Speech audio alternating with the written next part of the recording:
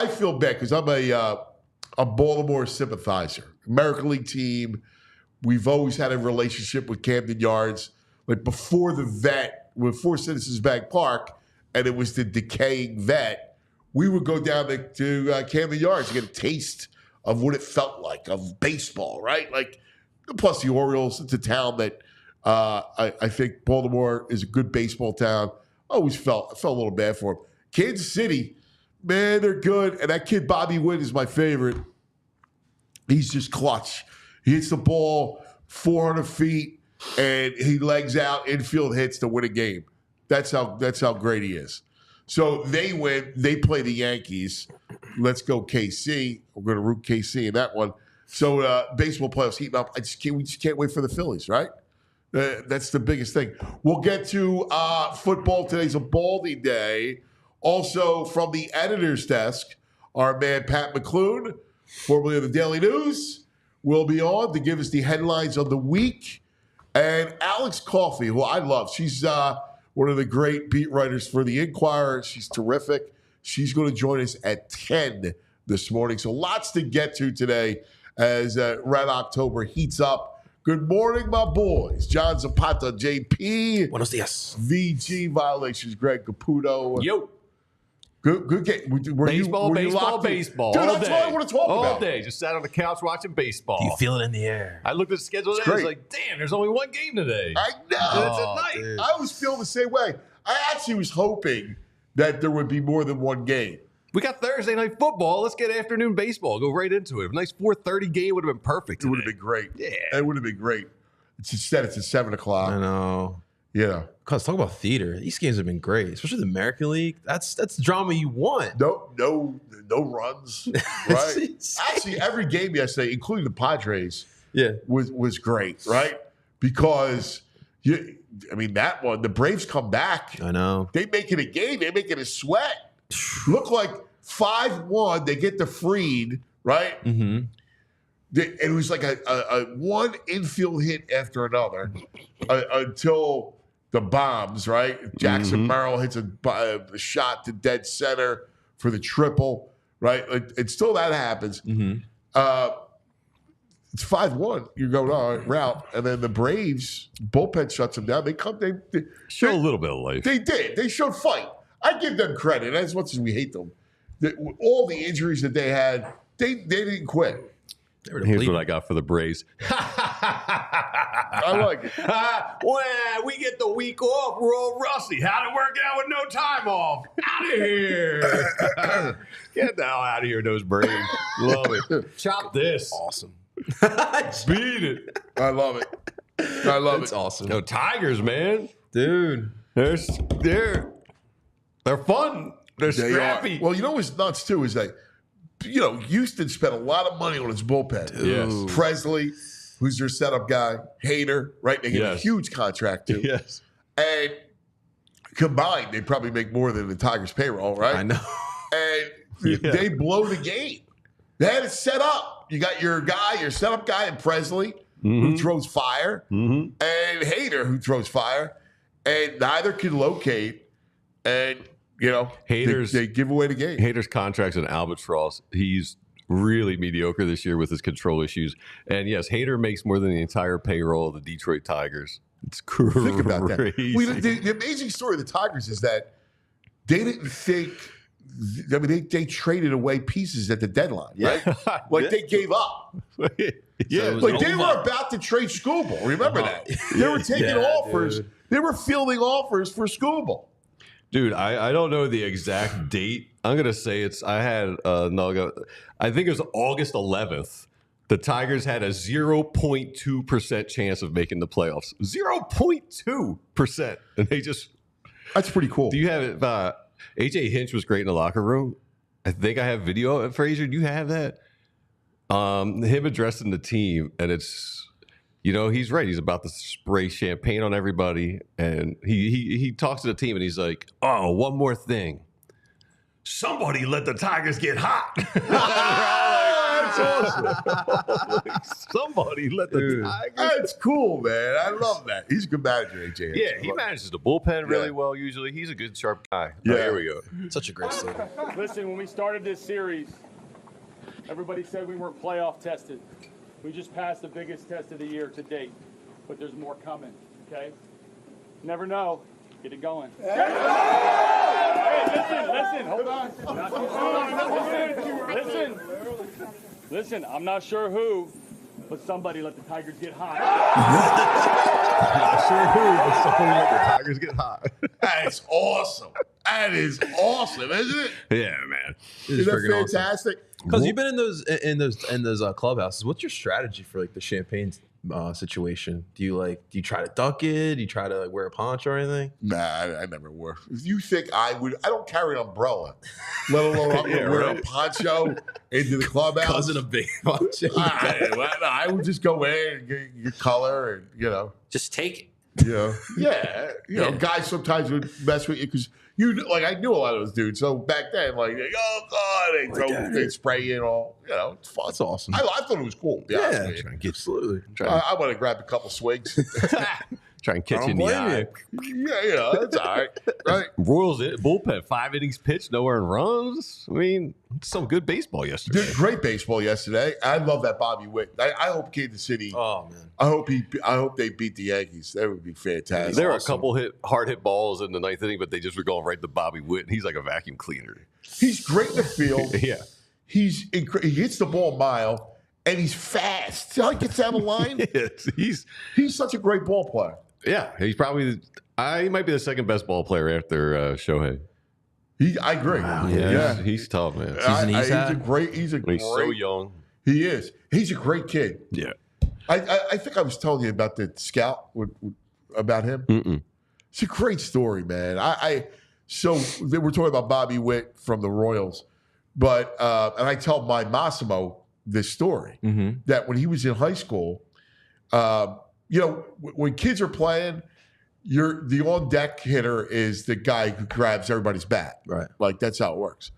But he was the bat boy of his team. Like he would go up and grab everybody's bat. He would stand on the front rail, right? And he would constantly cheer on his teammates. There was a big game for like a state championship game. And scouts were there because everybody knew that he was amazing. They're playing their rival. First at bat, the crowd's chanting, overrated, they're killing him. He strikes out, and they're on him. Right. And the scout told me, he's like, dude, he goes, he doesn't bat an eyelash. He is egging on his teammates. Let's go, pumping him up. Goes right to his spot, right? Same thing. And then he comes up next time, hits a it's a bomb. Dude, I love that. That's what you need. But he's a great kid. Yeah. And I told him the lesson of take baseball as a game of failure and how you deal with that failure. You're not taking it in the field with you. You're not taking it to your next at bat. And that was a really good lesson. Yeah. So I love that kid. Yeah. But anyway, that's neither here nor there. Well, it's about Red October. You touched on Churio, like I saw last night. 20 years old. Yeah.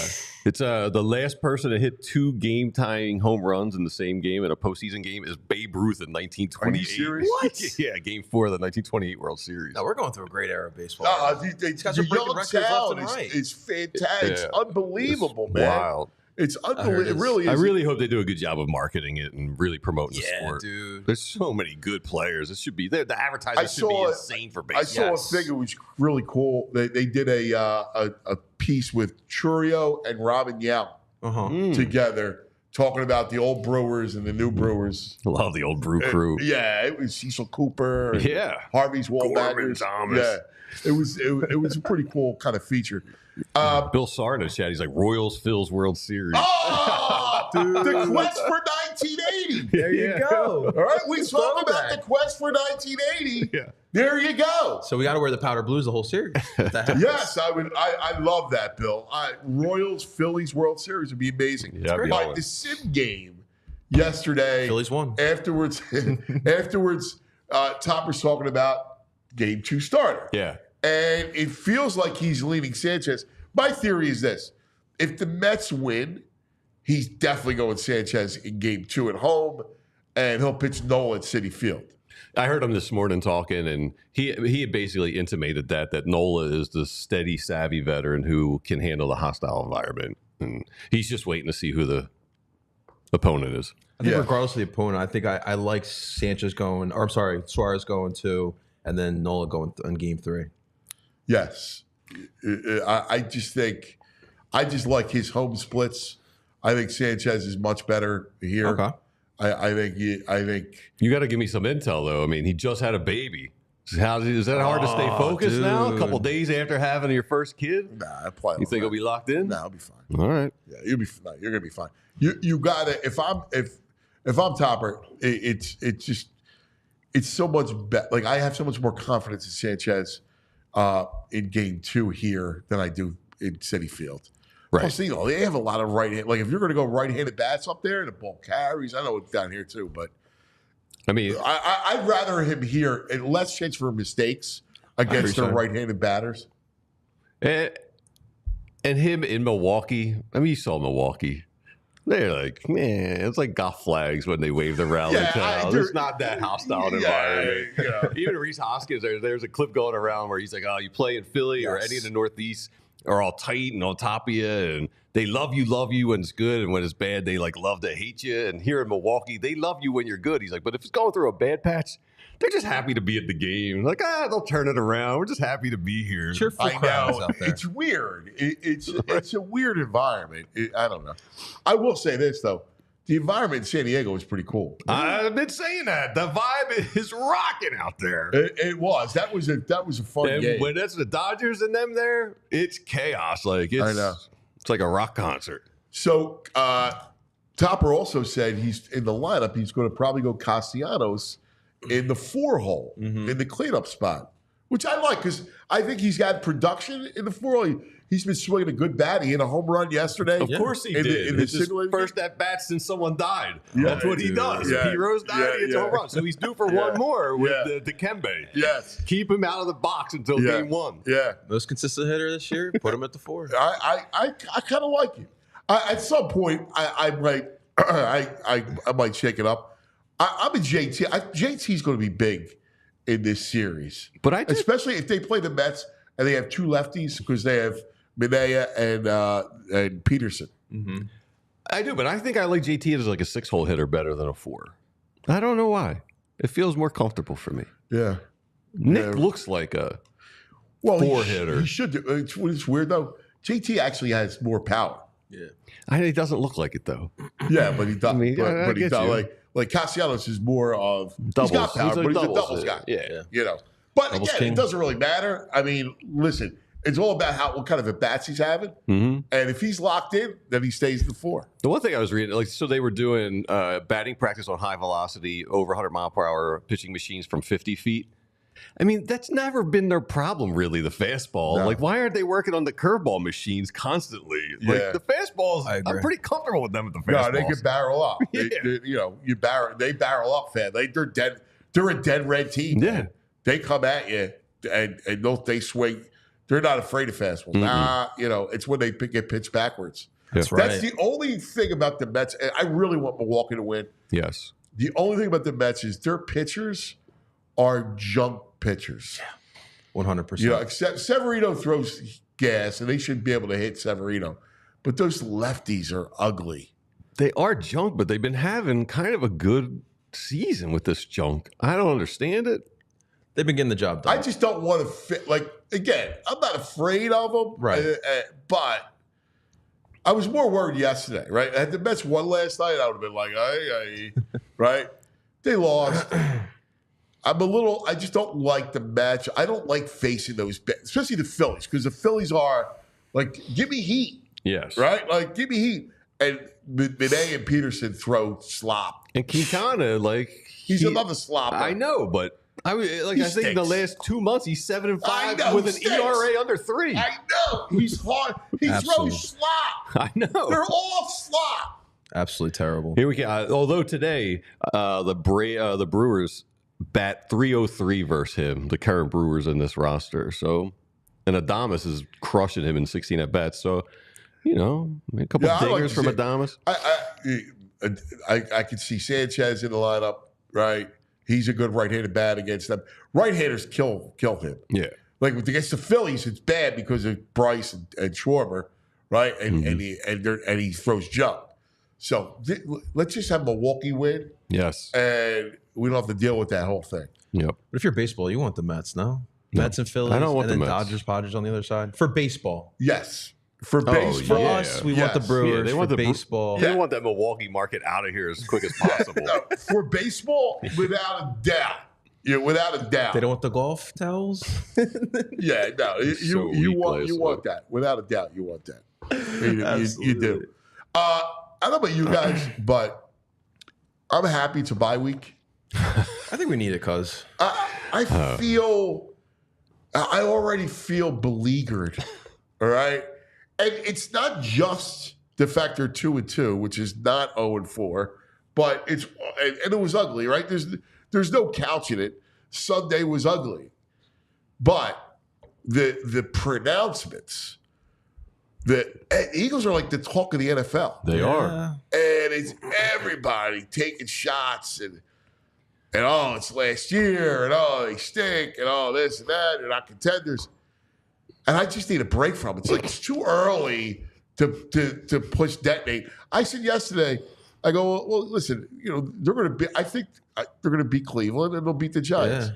Whoa! You're doing it. You're counting them like they are good. I go, come on, man. They can't beat the Browns. They should beat the Browns the way that team's looking. With that roster, we're assuming AJ's back, right? Yeah. We're assuming Devontae's back. Lane's back. They should roll.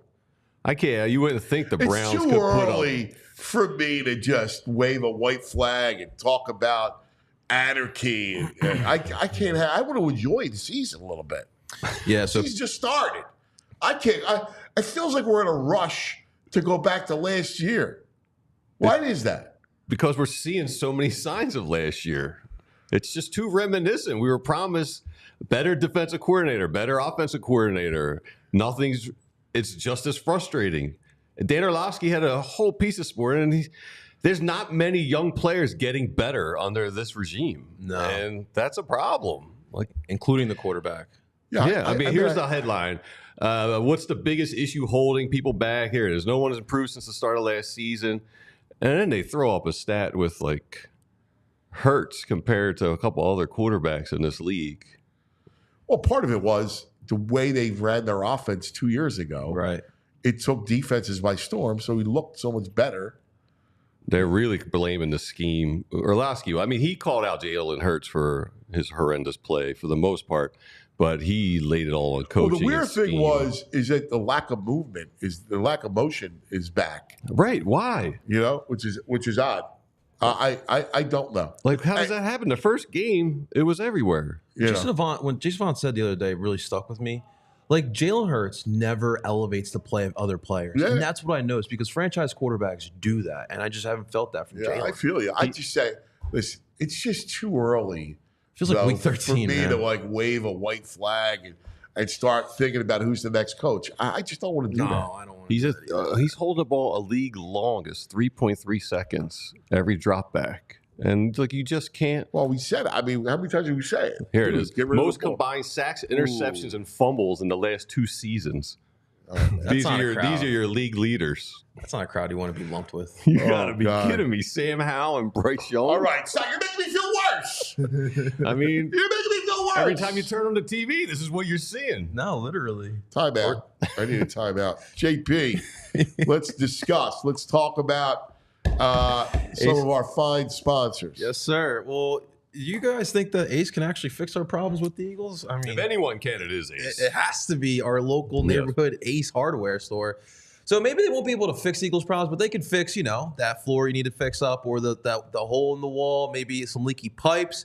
It is obviously getting into cold season. Obviously, we're in October, football, Red October. It's getting a little chilly. You might want to turn on that heat and make sure it is working because if it's not, you're going to have to hit up Ace, all right? Whatever you may need. Inside, outside the house, there's still stuff that needs to be done outside of the home as well. keep in mind Ace Hardware. And listen, if you want to do the fixing, I commend you. I actually applaud you. Myself, listen, number one, I'm a little lazy. And number two, I don't trust myself with some of the things to fix inside or outside the home. So that's why we rely on Ace, because Ace has trained professionals that'll do the fixing there for you. So what are you waiting for? Get your project started here today. Visit Ace Hardware Home Services online at acehardwarehomeservices.com to get started on your next project. So make sure, if whether it be inside or outside the home, keep in mind our friends over at Ace Hardware. And while we're talking about fixing up the home there, ladies and gentlemen, let's talk real quick about those floors. All right. So because Ace is great for everything inside, outside the home. But if you're looking for flooring experts, we recommend our friends over at Empire Today. All right. Empire Today is your shop at home convenience with the right products for your needs, quick and professional installation, and a price match guarantee. Empire Today is the best place to get new flooring. So, of course, they're going to have some copycats, but they can't be Empire Today on quality, service, or speed. So they're going to have competitors. They're going to advertise a low quality, but Empire Today will not do that because they won't put a low quality flooring in their home because that's just not right to do, right, guys? So what are you waiting for? Get that flooring done, all right? It's been there since 1980. It's time to change it with our friends over at Empire Today. Schedule a free in-home estimate. All of our listeners can receive up to a $350 off discount. That's $350. That is a lot there, ladies and gentlemen. So visit empiretoday.com/PHLY. That's empiretoday.com/PHLY for more details. Keep in mind, there are restrictions do apply, but we want to say a big thank you to our friends over at Empire Today. Thank you, JP. Time now. Let's go to the editor's desks. And let's do the headlines of the week with our buddy, our main man, Pat McLoon. Yeah. Great Philadelphia. Of course, longtime editor of the Daily News. Good morning, my brother. Good morning, Anthony. Good to see you. Good to see Greg and John. Hello. Good after. Plenty going on, man. right? Exactly, man. And last night, you got to feel good that the Mets magic dissipated a little bit. Even if they win the night, the magic dissipated a tad. Absolutely. And it's good because it would have been great if we had 4 game threes today, what you were talking about earlier. But this is the only one. And let's hope it goes 15, 16 innings. Yeah. I love it. I love it. Let's go for it, baby. Let's do our headlines. Well, Anthony, it would be un-Philadelphian not to when we had all these things going at the Daily News, only one thing got the main headline on the back page, and it would be wrong if it wasn't the Phillies this week. I love talking about what we just, talking about what we just talked about and some of the good stuff you had in your opening. My headline for the Phillies is opening statement.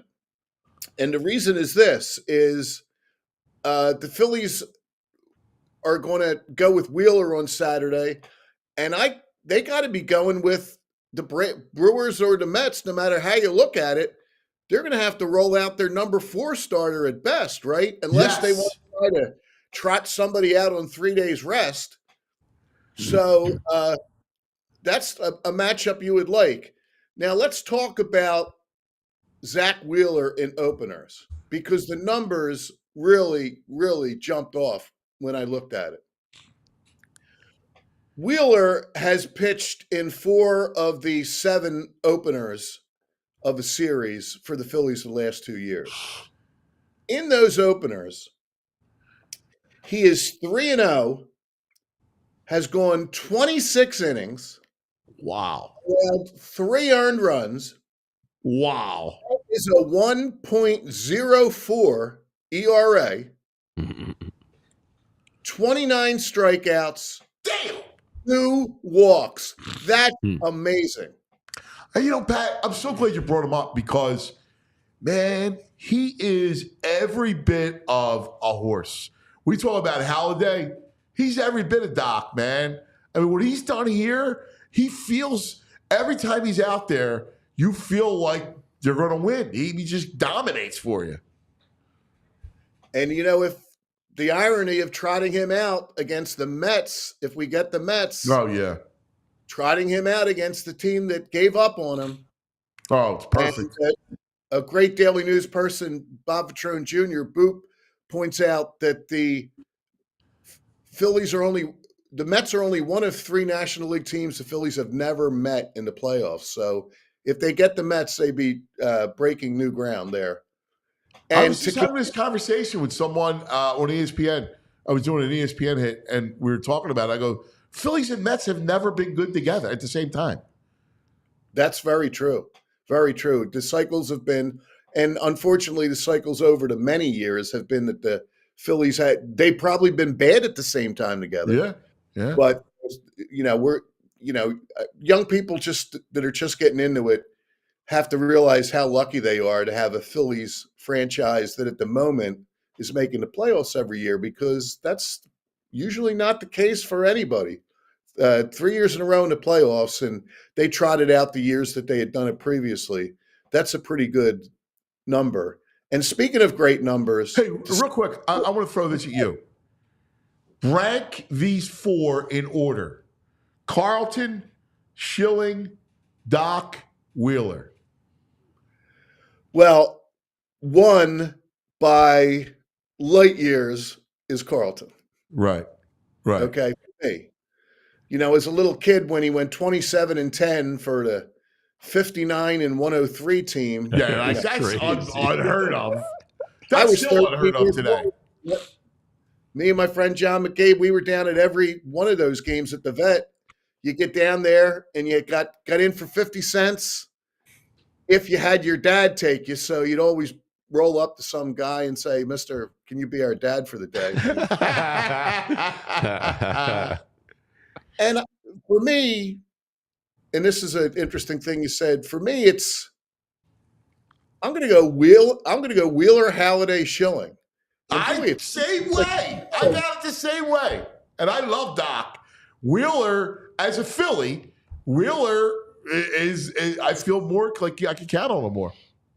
Yeah, and that's a nice foursome. Yeah. I mean, Schilling was lights out in the playoffs. He had some wonderful moments, and then he had more wonderful moments over the years with the Red Sox and Arizona. I mean, Schilling has his detractors, including some of his teammates on that 93 team, but you can't say when it really mattered in the playoffs. Yeah, he was a horse. He was really something. Yeah.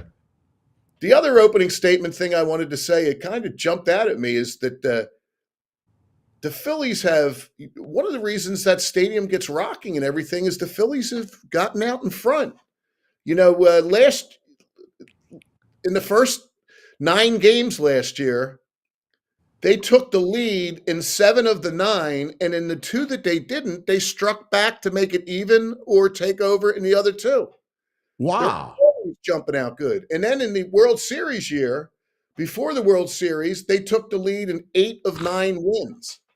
So getting out early is going to be a good thing. And so you hope that you don't have to go through the rotation once or twice to get the bats going. But part of the recipe for success for the Phillies has been riding Wheeler and getting off to the fast start. So wow, that's great stuff. A great opening statement. I love it. Yeah, it's fantastic.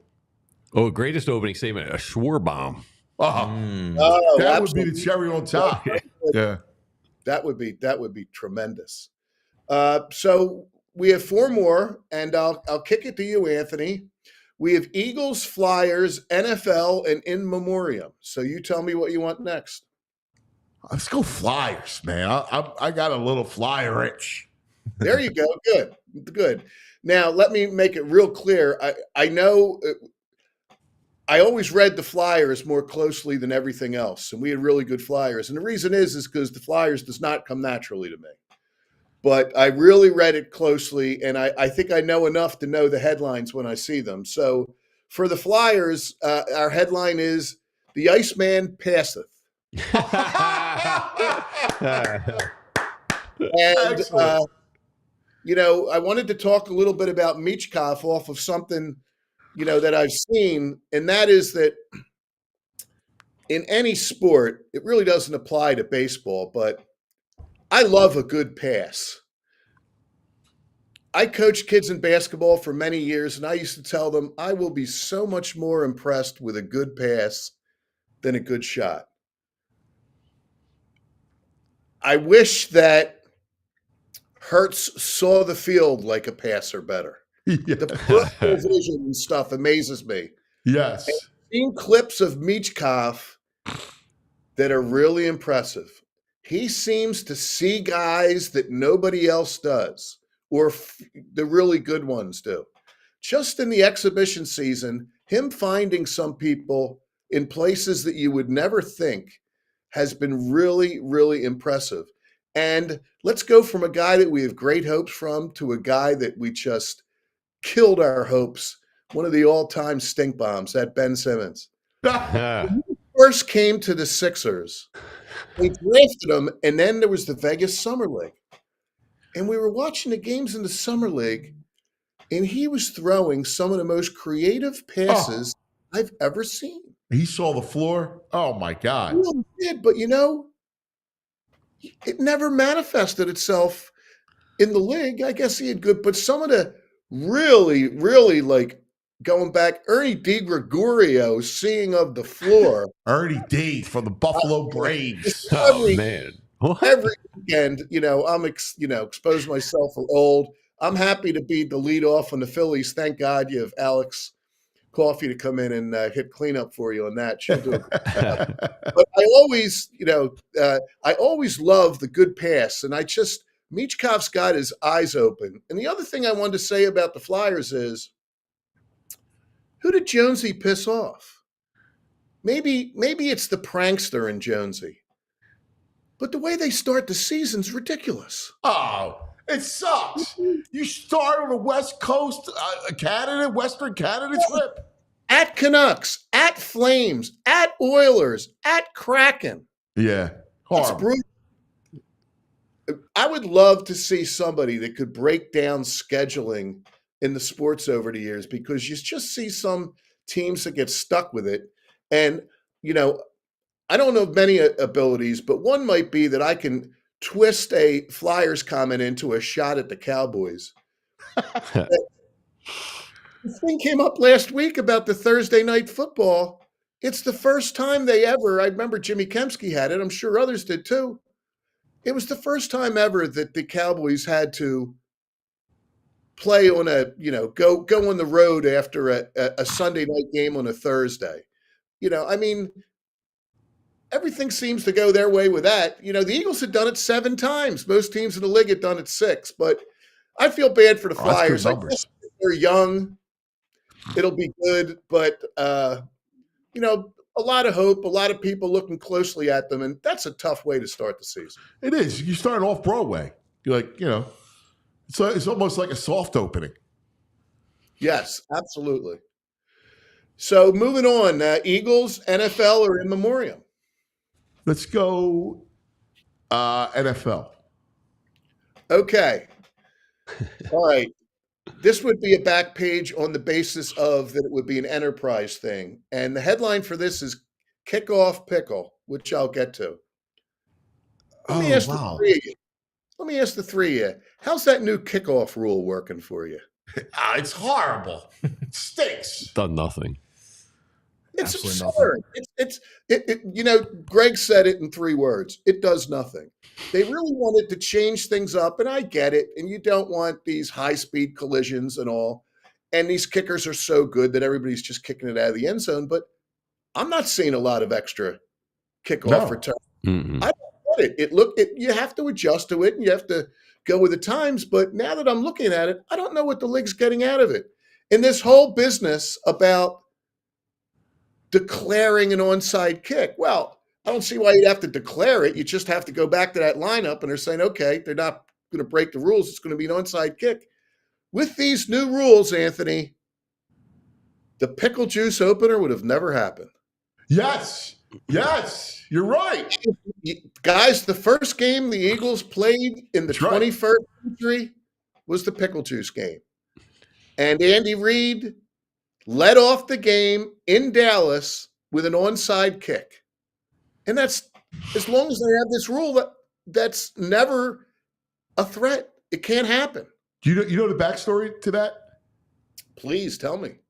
So I sat with Andy about that, and he noticed when he was watching tape, one of the things he loved to do was actually eat hamburgers and watch tape. He would do it for he loved it. It was his favorite thing to do. And he goes, he kept noticing that the Cowboys' one gunner would leave early. And he kept noticing over and over, went back. He watched every kickoff for the whole previous season. And he kept seeing him leave early, kept seeing him cheat, leave early. So he tells Ike, hey, Ike, we're going to do this to start the game.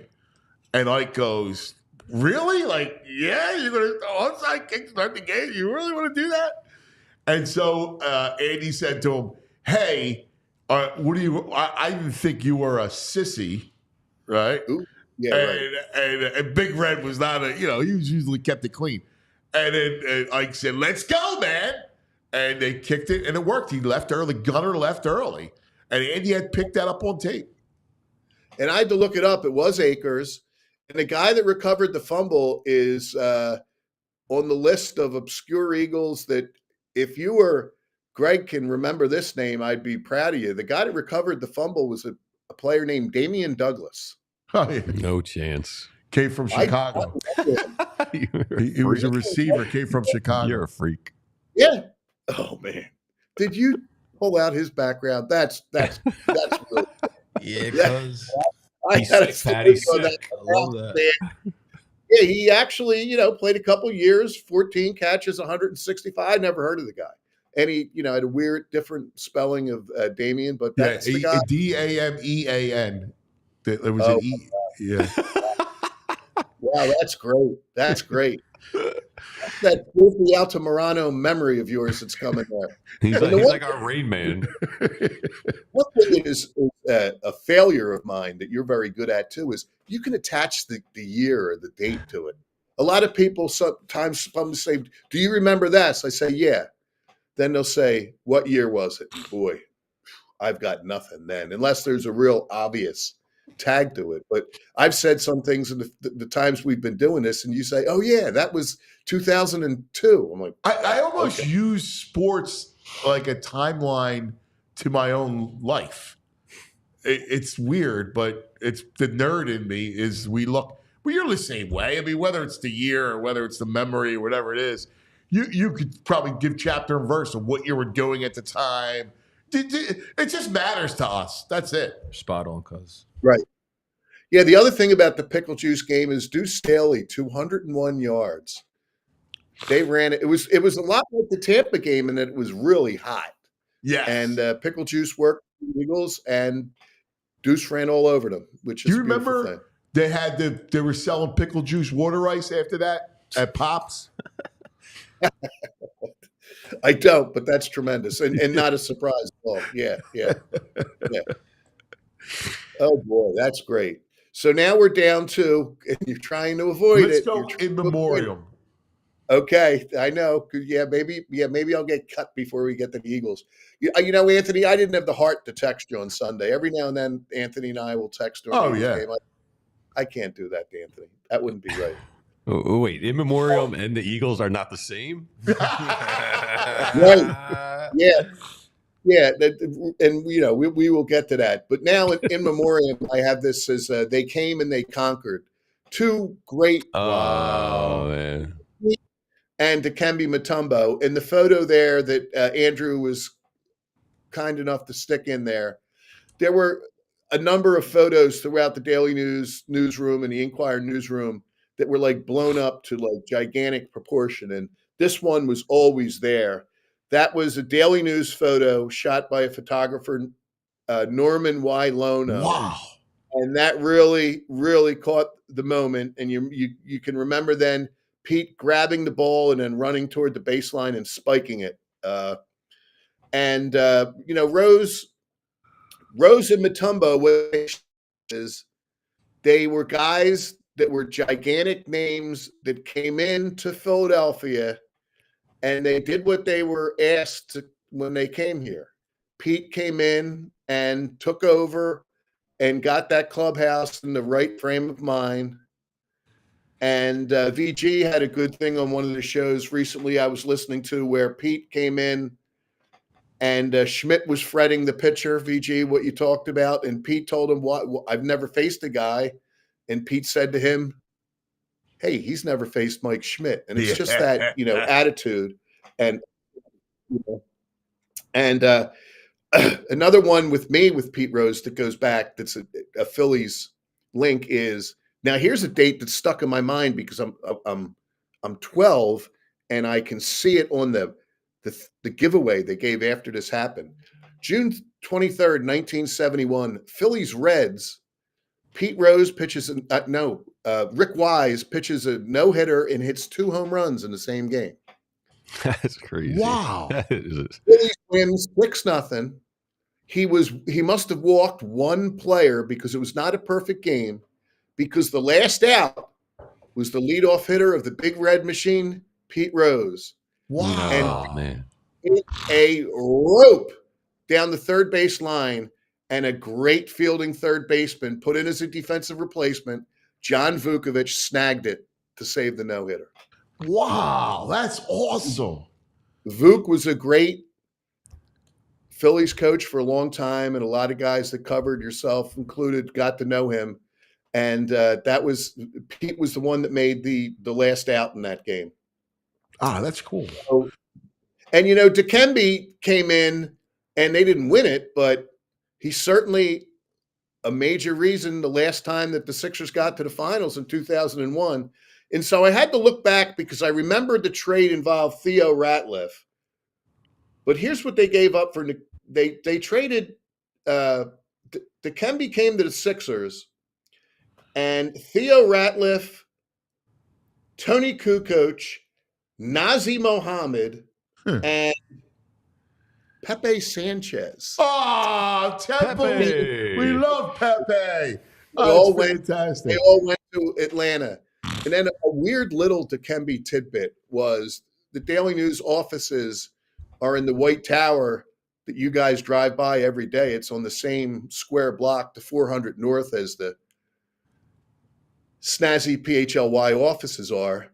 And a lot of great lunch spots around there. One that's still there is a tavern on North 20th Street, McCrossen's Tavern. Yes. We occasionally get over there. Me and Eddie Barkowitz used to do lunch a lot. And where the two sides of the bar met, there was kind of like a understanding or something there that said you couldn't sit there. And so we asked, well, why can't you sit there? And they said, well, you can if it gets real crowded, but if it's not crowded, we reserve that. That's the Dikembe's seat. And so Mutombo, when he moved in, when he came here for a little while, he must have found McCrossen's and enjoyed a pop and something to eat there. So if you were in the neighborhood, you probably had the privilege of seeing a great man. That's awesome. I should have put the photo up. One of my friends, Jeff Sherry, when it happened, I sent it to people. He sent me a picture of his meeting with Mutombo. He met Mutombo at St. Peter's Square at the Vatican, standing in line. what? Standing in line to see the Pope. There was Dikembe in a suit or whatever, a humble, nice man, and it's just a shame. Does seem among that small amount of people. God knows we know Pete had his detractors, and for good reason. But one of those guys, Mutombo, that I don't remember people having anything bad to say about. Nothing. He was the greatest. I was covering a fight in Vegas, and I bring my buddy Boo, right? And Boo Rodden.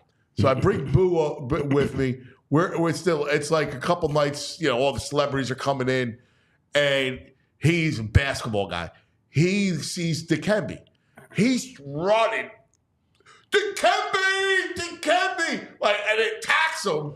And then, most of these dudes, they get irritated and obstreperous, right? Not Dikembe. Right off the bat. Hey, hello, nice to meet you. Like, just a beautiful guy. We still talk about that because I scared Mutombo, and Mutombo was sweet. It was just a nice man. And, next to Dikembe, it's like looking up at a skyscraper. And I have a challenge for JP for the rest of next week. I want you to casually get the word obstreperous. I just had to look it up, Pat. I was like, what is he pulling out of obstreperous? Yeah. If If you could do that seamlessly next week, as Anthony said, you got it, Pat. I got you. Hey, we dug up this Rick Wise Vukovic footage with Pete Rose.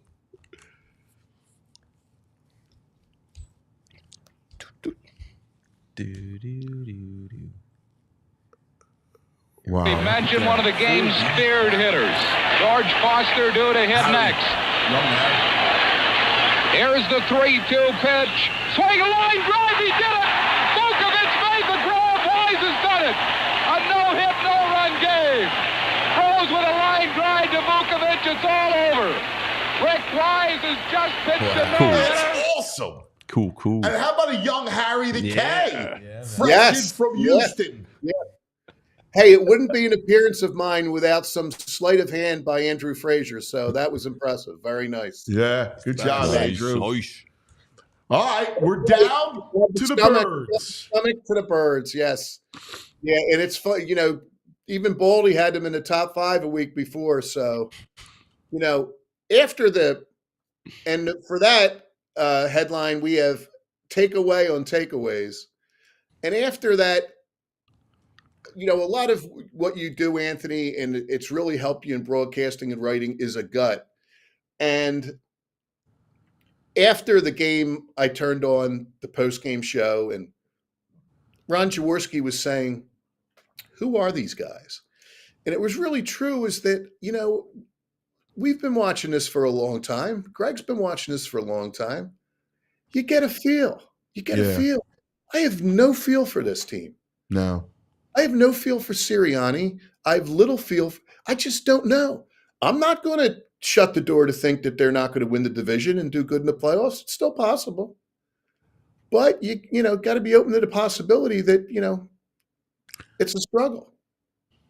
I got to tell you, I think you're spot on. I mean, no feel, just none. I mean, I feel the same way about them. Like, they could easily got the Browns and the Giants, and you could be 4-2, and everybody's back. Or, you know, Browns defense creates havoc, and there's turnovers, and who knows? Yeah. And the thing I wanted to bring up is that, you know, you've seen that they've gone 12 games in a row where they've lost the turnover battle. And we know that. And there's a lot of focus on it. And a lot of the focus is on Jalen not taking care of the ball. But I want to look at the other side. Eagles are giving the ball away. But what about takeaways? I'll tell you one feel I have for this team. And it's been true for the last couple of years. I just never get the sense that they know how to intercept the ball or fumbles. No. Their number one interceptions, they have 2 interceptions this year, and they're like 31st in the league. They have no fumble recoveries. You know, this turnover ratio, it's 2 different ways. And I don't know that there's been enough emphasis on the defense getting takeaways. I mean, back in our day, when Randall could have had 4 picks, but who cares, because the Eagles got 9 takeaways in that game. You know, 3 Eagles were usually good for 2 picks and 3 fumble recoveries in a crazy buddy game. So, you know, where Blankenship has both of the interceptions, Mitchell's been great to start off. If there's anything close to a knock on Mitchell coming out of Toledo was number of interceptions, but I just think fans ought to be looking at how bad they are at taking the ball away. Dude, you are so right. It's this toothless, bend but don't break defense. This scheme, we have talked about it over and over and over. And I get it's an analytic-friendly defense, right? The idea of the defense is, hey, football's a game of execution, right? So the more plays that you execute, the greater the chance that you'll fail. You'll do something wrong, right? Penalties, you'll be behind the sticks, 1 negative play, you know, any of that stuff. But, and it all makes sense. I get it, but it doesn't change the feel of the game, the emotion of the game. And I'm not saying you got to run the 46 defense, but I mean, how about what Todd Bowles is doing? 3rd and 27, he's blitzing you. There's Right, a beginning of a Twisted Sister video where the teacher's like, "You're lazy and weak," and that's what this defense feels like. Lazy and weak. Can I do a humble brag on my kid for a second? Certainly. All right.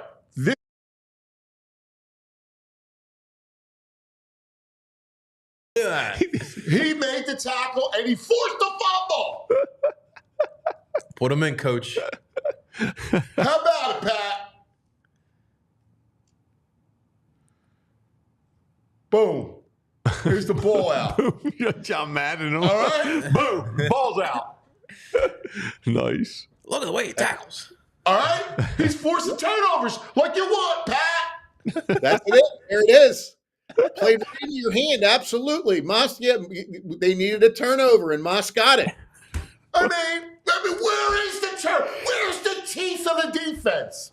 I freaking hate this scheme. I don't care if Vic fans, God bless him. He's been in the league 100 years. I get it. See ya. And I understand it, right? It's not a defense that changes the tenor of a game. It just doesn't. You know, you rely too heavily on your front four. And if you got this front four, right, with Jordan Davis, who gives you no effort. There's no effort from Jordan Davis. You have nothing off the edge except poor Brandon Graham, right? How are you supposed to create turnovers when you got no front? Right? Yes. Don't you feel like the coaching, like fans, they let these guys get away? Jordan Davis shouldn't even get on the field at this point with the effort he's putting in. And the way they There's tackle, no Pat. accountability. Stop tackling. You're an old school tackle defense. You kidding me? They Shoulder missed tackles, freaking man. 16 tackles Sunday. Yeah, and I hate seeing the Kobe Dean missing the tackles. I thought he was going to be. I didn't. He's not even close. He's just flying through the air. Go there. My God. It's ridiculous. Pat, torture. You're so right. You're so right. Oh, my God. You got me started. Like, this goes against everything we believe in as Philadelphia football fans. That's right. You want that. You know, Philadelphians love an aggressive defense, and so far, not happening. Pat, you're so calm when you deliver this news. You got his blood pressure going through the roof. It's fascinating how he's just so subtle with his delivery. I just lob it up, and Anthony knocks it out of the park. That's what He told you he's a pass guy. He's a point guard. Yeah, he's a born point guard. Facilitator. Yes, he is. He's a born point guard. Yeah. Pat, it's what he is. I love you, man. You're the greatest. This is so much fun. I love this segment. I love it. Okay, guys, there you go. A lot Thanks, of good guests pal. ahead. Appreciate it. See you Have next a week. great week. We love you, man. You're a treasure. Thanks, Pat. On the Great podcast. stuff. Yep. He's a treasure. Yeah. He is. He's a flat out treasure. Except that he reminded us about the Eagles problems again. I just hate that defense, man. I'm sorry. Seriously. You're right. There's no teeth to it. There's no edge. No.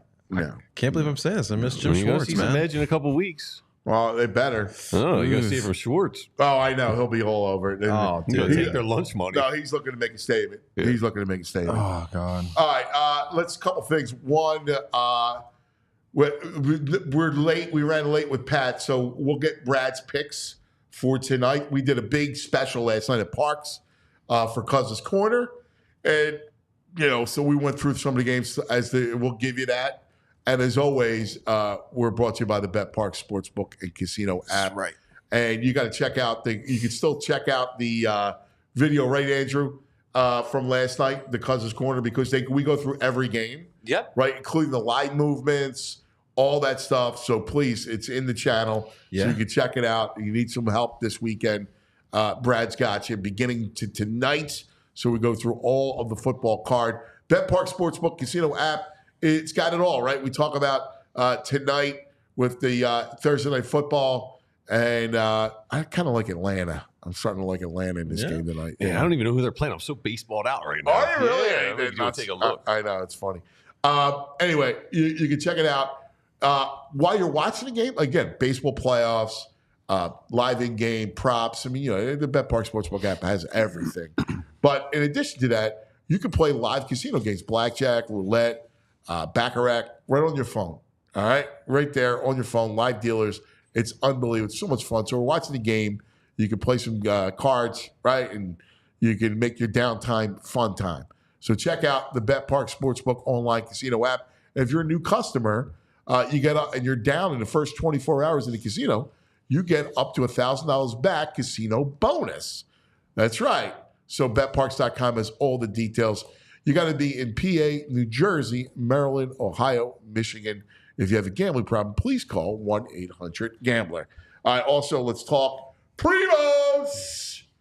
Red October. You need the hoagie. It's the color of prosciutto. Red October. Right. You get a picky tray. You get it all. Oh, my God. There's nothing better than when you got a Red October, a chill at night, right? You got people over the house.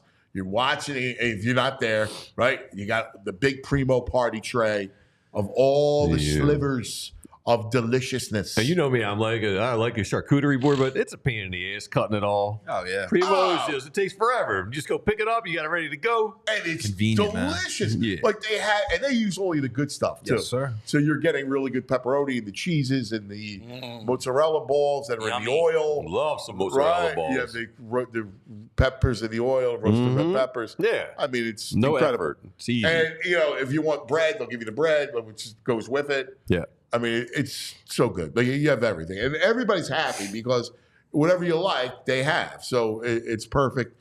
In fact, download the new app, the Primo Hoagies app, and enter to win free hoagies for a year. That's right. You can win free hoagies for a year when you download the new Primo Hoagies app. Can we win? Can I enter? No, oh, sorry, buddy. But you can go become a Primo Rewards member and get $2 off. There you go. Primo size hoagies every Wednesday. So check it out. Go to primohoagies.com, and you'll say what I always say. It's not just a hoagie. It's a Primo. All right, boys. We've reached 10 o'clock across the Delaware Valley. This portion of the program brought to you by TrueMark Financial Credit Union. Check out the credit union difference at TrueMark.com/PHLY. Well, we love our TrueMark. I know the CEO, my dear friend, all right, she is not happy today. No, she's not. All right, I know that for a fact. She is a Eagles freak. She's a Philly. She loves her Phillies too. Yeah. But she's not happy. Yeah, Those are number one, cuz if you're it's always happy hard. right now, you're a wacko. It's Red October, and I love. There's nothing like playoff baseball. Nothing. All right, nothing like it. We talk about it all the time, how much we love it. And joining us right now, she is a great baseball writer. She's an incredible writer. She's an incredible baseball person. She's awesome. Alex Coffey from the Inquirer joins us. Hey. What do you say, Alex? Not much. Thanks so much for the kind introduction. I appreciate it, Anthony. You are, first of all, I worked with your father in New York, who was an amazing writer. And man, Alex is incredible. She's I read her every day. I mean, she's amazing. I know you do. And we're all fans. You are a great writer, a great reporter. Oh, man. I mean, such an addition to our media landscape. Yeah, she's great on Twitter. Follow her on Twitter. Yes. Yeah, follow with caution. I love you. So let's talk about this. It's been a fun week so far watching the wild card round. And, of course, we'll find out about tonight with Milwaukee and the Mets. You were at the simulated game yesterday. What was the vibe like? What did it feel like down there? Yeah, so we actually weren't allowed in the ballpark. There wasn't any media access for the sim game, so we just talked to Thompson afterwards. I don't know what they're doing in there, if it's like state secrets or something like that. Right. Clearly don't want anything to get out, so we were not there. But, it's a challenge because normally they don't have this time. They just have this like really intense period where it's like win or go home all the way through, the rest of the playoffs. And now they have more time to, work on things, whether you're a pitcher, like Ranger was working on some things yesterday. Obviously, you run the risk of the bats going cold, but they're really trying to avoid that, putting a lot of really deliberate work in. So I don't think anyone around there sees it as like a con necessarily, but they're also aware of the risks of having that kind of layoff, if that makes sense. Yeah, and it's interesting. It's hard. I mean, the Phillies, the DNA of the Phillies, they're a dead red team, right? Like they're a team that feasts on fastballs. They drive the baseball. That's who they are. That's their identity. Now, it's hard to guard against like bats going cold. Other than if teams pitch you backwards, you just got to realize that, and you got to kind of change up your approach. Yeah, definitely.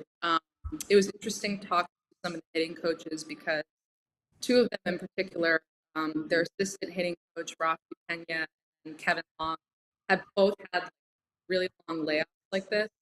Kevin Long in 2019 with the Astros had 7 days off before the World's, or with the Nationals had 7 days off before the World Series. Hey, Alex, can I interrupt you 1 second? We're having a tough time with your connection. Can we try to reboot? Because I don't want to miss anything you say. So it's coming off every other word. So let's try to get Alex back with a good connection. Yeah, so we can. If you actually have an external mic or anything that you can use, like headphones or anything, if you plug that in as well, because your mic is a little choppy. Yeah, well, that'd be great. Thank you. But, what are you doing? There you go, Ains. Good stuff. You could have told her that. It's good stuff. She's good. I love Alex. Yeah. I got to tell you. She's almost trolled us a little bit with the Eagles band shirt on and not She's really, really talented. She's very, very good. Just a terrific writer. And I love family. Her sister's an Olympic soccer player. I love her insights. Yeah. Here she goes. We got her back. Thanks, Alex. Is this any better? Can you hear me? Yes. Perfect. Okay. Perfect. So you were telling us about you were talking to Kevin Long. Yeah, so basically he had a week off literally before the World Series in 2019 when he was with the Nationals. And he talked about how they did a lot of like high velocity work. So basically guys would like step close to the machine and they would crank it up to like 100 miles an hour, and 100 would feel like 180. And then when they were facing Garrett Cole, it wouldn't feel like fastballs were just like blowing by them. So that's the kind of stuff that they're doing right now. And obviously like the inter-squad game, and they're using the curveball machine because fastballs, as you said, aren't really their number one problem. But it's just like a little bit of everything right now. That's interesting. I love that idea too. And even though that they're a really good fastball hitting team, you see some of the late inning guys that could get it up to 102, 103. So it's a good idea to do that. I love those kinds of things.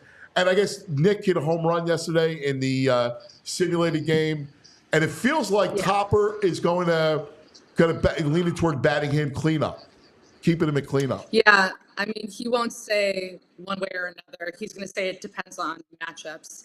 But it did feel notable that he put him back in that spot as opposed to Bohm down the stretch. So we'll see.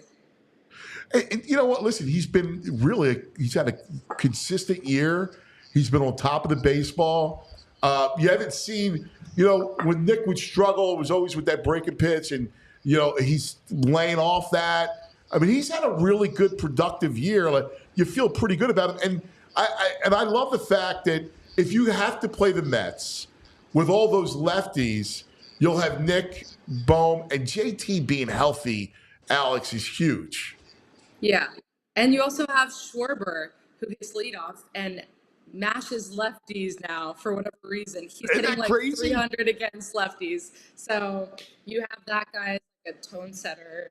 And then Austin Hayes, who's been injured a lot, he also mashes lefties. So when I look at these two teams, I actually think, and this might, I don't want to jinx anything. I know people freak out, but I think on paper, the Mets might be a better matchup for them because of that. The lefty, they have a higher bullpen ERA, and bullpen is really important in playoffs.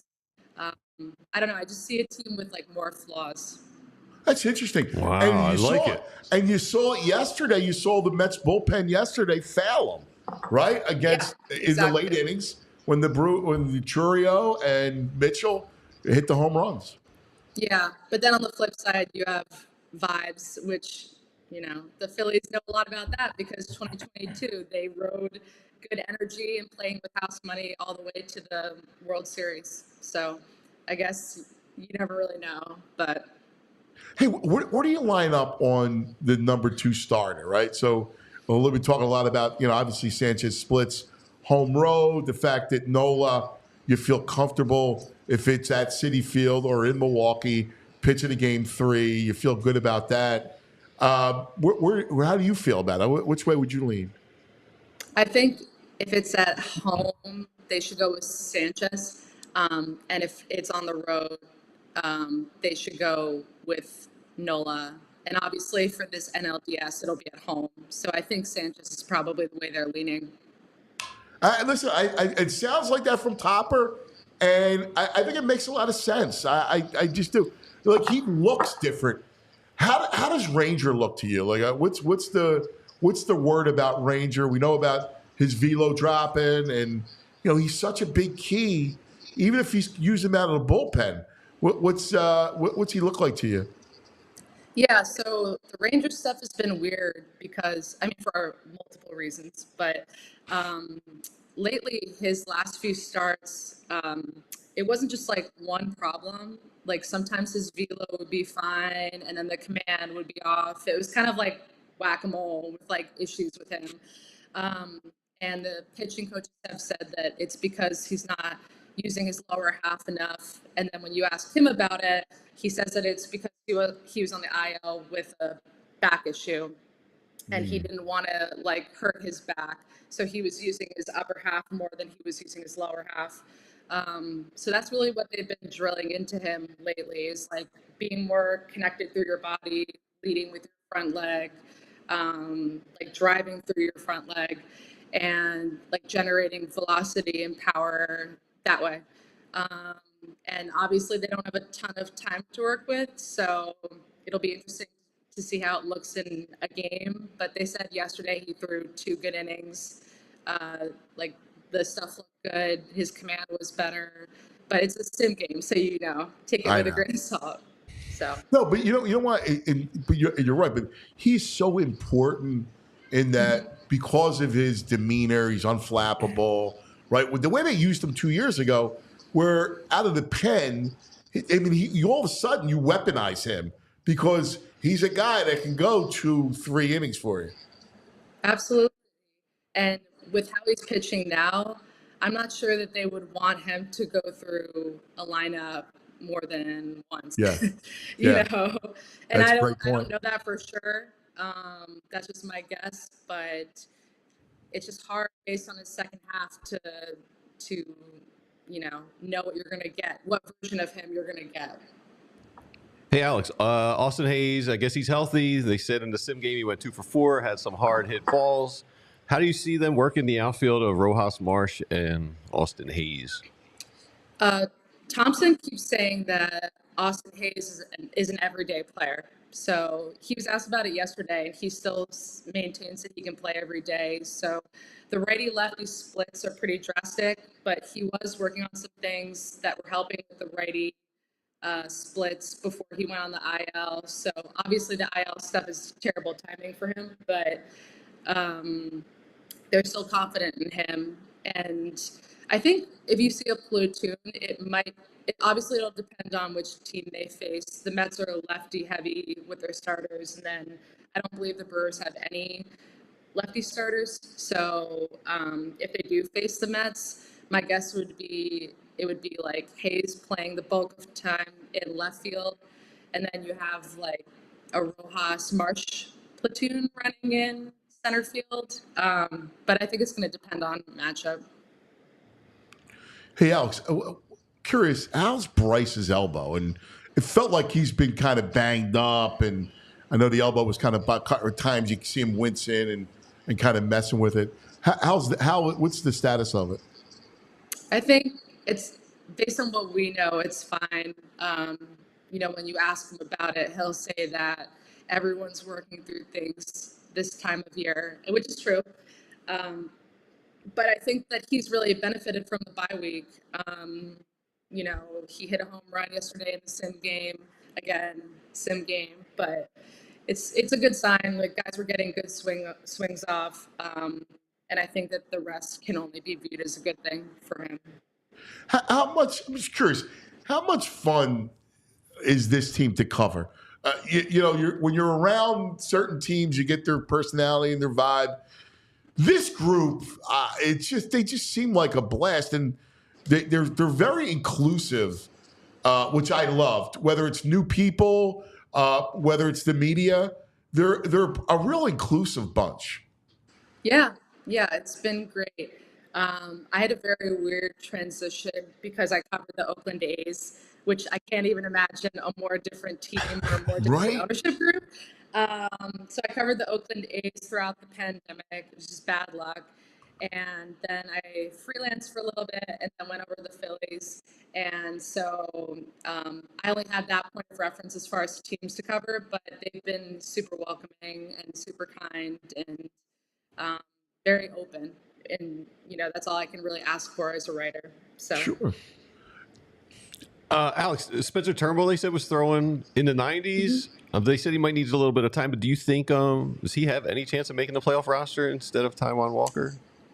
Yeah, I mean, I don't think it's just down to those two guys. I think they could go with Colby Allard or maybe Nick Nelson, or they just want a guy that can go in multiple innings. So, so we'll see. I mean, he threw 92, but it was like an erratic 92. He wanted to go multiple innings, but wasn't able to do that because he was running his pitch count up. So I think that he just needs reps. I don't even think that it's like anything that's, you know, wrong that he's doing in his delivery or mechanically. I think that he just looked like a guy that hadn't faced hitters in a while. So, you know, he might just need time. And even if he doesn't make this roster, if they advance, he could always be in the running for rosters, you know, the NLCS or potentially World Series. Curious, Alex, the state of the bullpen, they got to feel pretty good about it now. Estevez, you got a closer. This is what he does. And then, you know, you got two other guys in the back end that you really trust. So the bullpen, it feels like there's roles there. It feels strong. It'll be rested after the week. So I got to believe that, and we see the importance of it, you know, throughout baseball with the Padres, obviously. So their bullpen feels pretty good right now, right? Yeah, it does. I think, you know, the two players that stick out to me are probably Alvarado and Estevez, too, can give up some hard contact in pivotal spots. I see my mentions are, you know, everyone's mentions are a mess, but I feel like I see a lot of tweets like Carlos Estevez is going to hurt me at some point. And and super nice guy, but I kind of understand why people are worried about it because he does give up some hard contact, and you know, but the bullpen is, I guess, relatively speaking, it's so much better than it was before. They have some really good pitchers that they can rely on, like Hoffman and Strong, and pitchers who can pitch to both sides of the plate. So you don't need to like pencil them in against righties or lefties. Like, they're good against both. So I think they're in a better spot. I think it's an asset for them. Yeah, it's funny. I see why people say it too. And Yeah. and you go, he's gonna be a tightrope guy. Like, he's gonna make you walk a tightrope a little bit, and you'll have your heart in your throat. And I think he gets out of it. Type of. I think he's gonna kind of give you that kind of ride. You know. Yeah. Well, what's the fun in not having your adrenaline spike up a little bit? Exactly. Yeah, Totally. You're spot on. How do you view Rojas and, you know, the outfield and how you would play it? Yeah, I mean, I think it's going to come down to who they play, because, you know, like the righty lefty splits, and they want to make the most out of their defensive alignment. Obviously, they like Rojas's. They like his defense, but I could totally see them doing like a Marsh Rojas platoon if they're facing more lefties, and then maybe like Hayes Clemens platoon in left. They liked him in left. Obviously, he made that like ridiculous catch of the wall the other day in DC, and it was one game. But he's shown that he can handle it. So yeah, I think it'll depend on who they play. And second, do you go if it's a lefty? Are you going Sosa over Stott, or do you go Stott every game? I don't know. I think it'll be matchup dependent. Sosa has been so consistent off the bench with limited opportunities, which is like really difficult to do. And they like him. So I think that it's kind of similar to the outfield. I think it's going to depend on matchup, and it isn't like guaranteed that they just run Stott there, every day.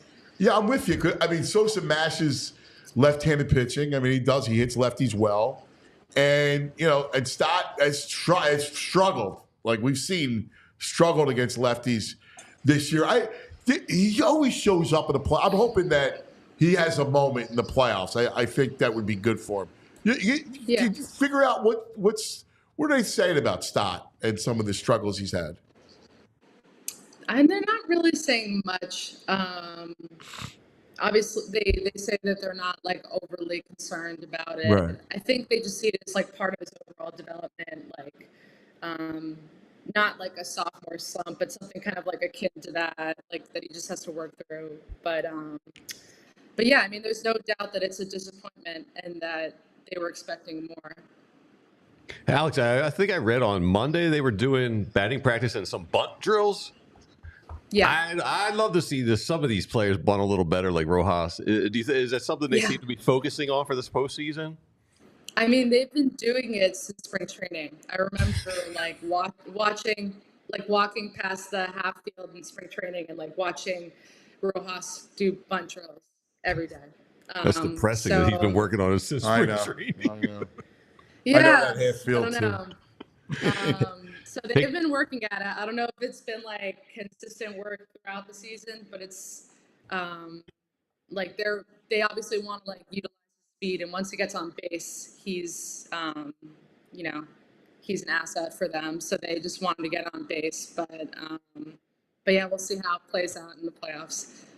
All right, and I'm a music guy. I'm seeing this shirt. If you just like the design, that's fine. But you have a number one go-to Eagles jam. Are you a Desperado lady? I like Desperado. I like the songs that Joe Walsh sings. Nice. You got to go Team Joe Walsh. Yeah. Even though he was a psycho. Yeah. I'm trying to think. I like Pretty Maids All in a Row. Cool. Yeah, I'm kind of like all over the place. I love the Eagles, though. All right, nice. That's awesome. Yeah. What's your favorite spot in Philadelphia? Like to eat. So we can stalk you. Okay, sure. Gonna come hang out and watch you. I love Kyber Fast Pub in Old City. Yeah, that's old school. I love it. Yeah, so that's probably my favorite. They got a great beer selection there. They do. They play really good music. I like Callahan's, which is another bar right by the Schuylkill. Those are probably my two favorites. That's awesome. Alex, you're a blast. You are terrific at what you do. We're all fans, and we love you. So keep it up, and happy Red October. We'll be bothering you again. Thanks for having me, guys. Alex Coffey. How great was she? That's awesome. She's good. She does good work. She does great work. She does incredible work. I love her stuff. JP, tell us about a little True Mark, baby. You got it, cuz. Well, listen, ladies and gentlemen, we've been talking about it, right? Red October, football's here, basketball's getting underway soon, hockey's getting underway. So there's going to be a lot of activities going on, right? You're going to be going to some ballparks. You're going to be having some watch parties at your home. So that means that you're going to be spending a lot of money. I'm going to be right there with you as well. So we need to make sure that through all this fun time that we're still keeping an eye on our finances and making sure that we're managing that. And so that's why you want a credit union like TrueMark Financial behind you, because they have money management tools that will help you out through all this time, right? So my favorite part is they obviously have the free app. You can manage all your finances through that app right there. You can see everything you're purchasing, because after a long weekend, you can rack up $1,000 really easily. So they'll be able to manage that all for you. My favorite part of the card as well is that, look, we've been there where we're at a public event. You happen to lose your card. You go through that heart attack. With TrueMark Financial and their money management tool, you can lock the card right then and there. But more importantly, listen, especially for all my parents, listen up. Starting those financial discussions early on with your kids, it's never too early. And with TrueMark Financial and their money management tools, they'll be able to help you out. So what are you waiting for? Get your credit union career started here today.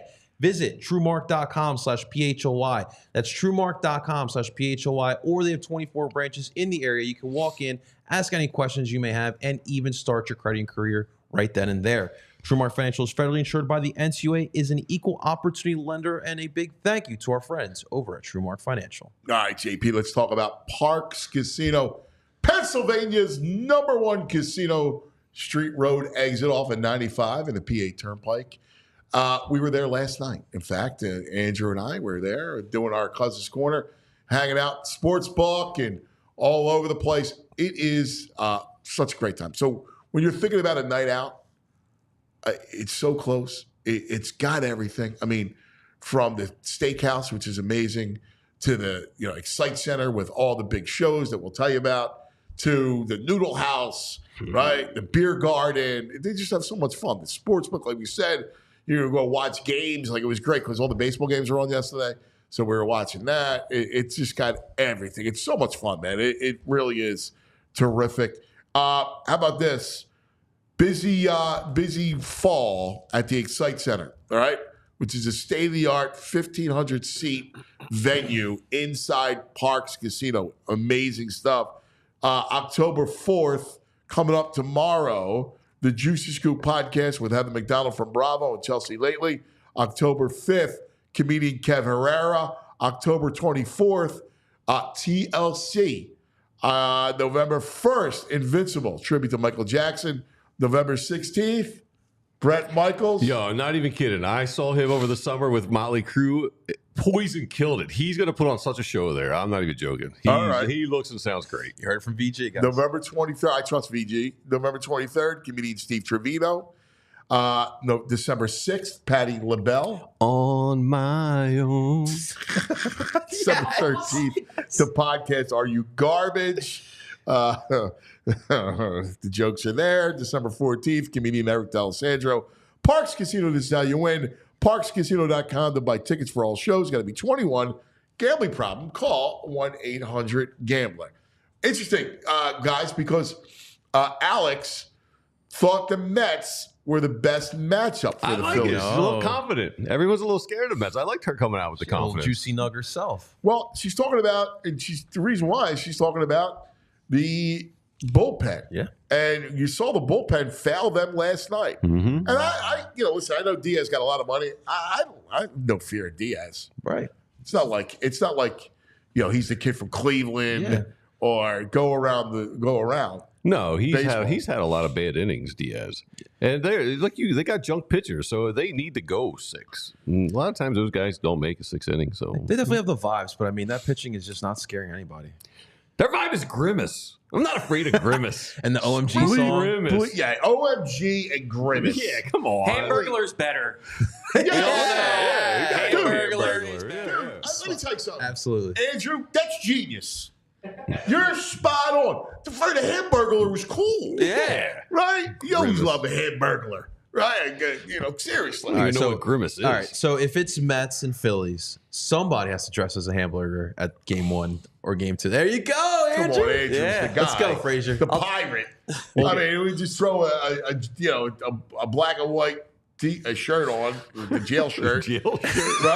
With the dude. raccoon bandit little eyes. I'll do it. Hey, send me down there. I'll do it. Dude, we'll start tailgating at 8 in the You morning. go down to O's, and there's a Halloween And then you store just on have to Columbus decide Ave. Hamburglar Over the greater Grimace. than Grimace. Yes. Yeah, I'll do it. You No know? problem.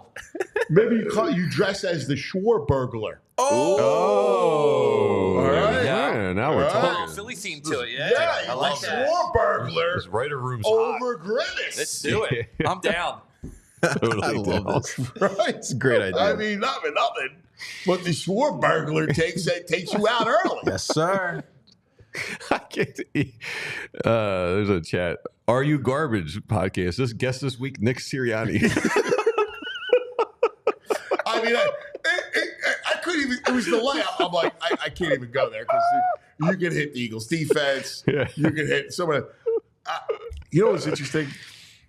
We were talking to Pat McLoon earlier at the headlines. Yeah. Mm-hmm.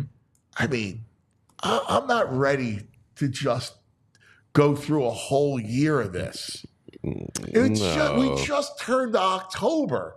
I mean, it's funny.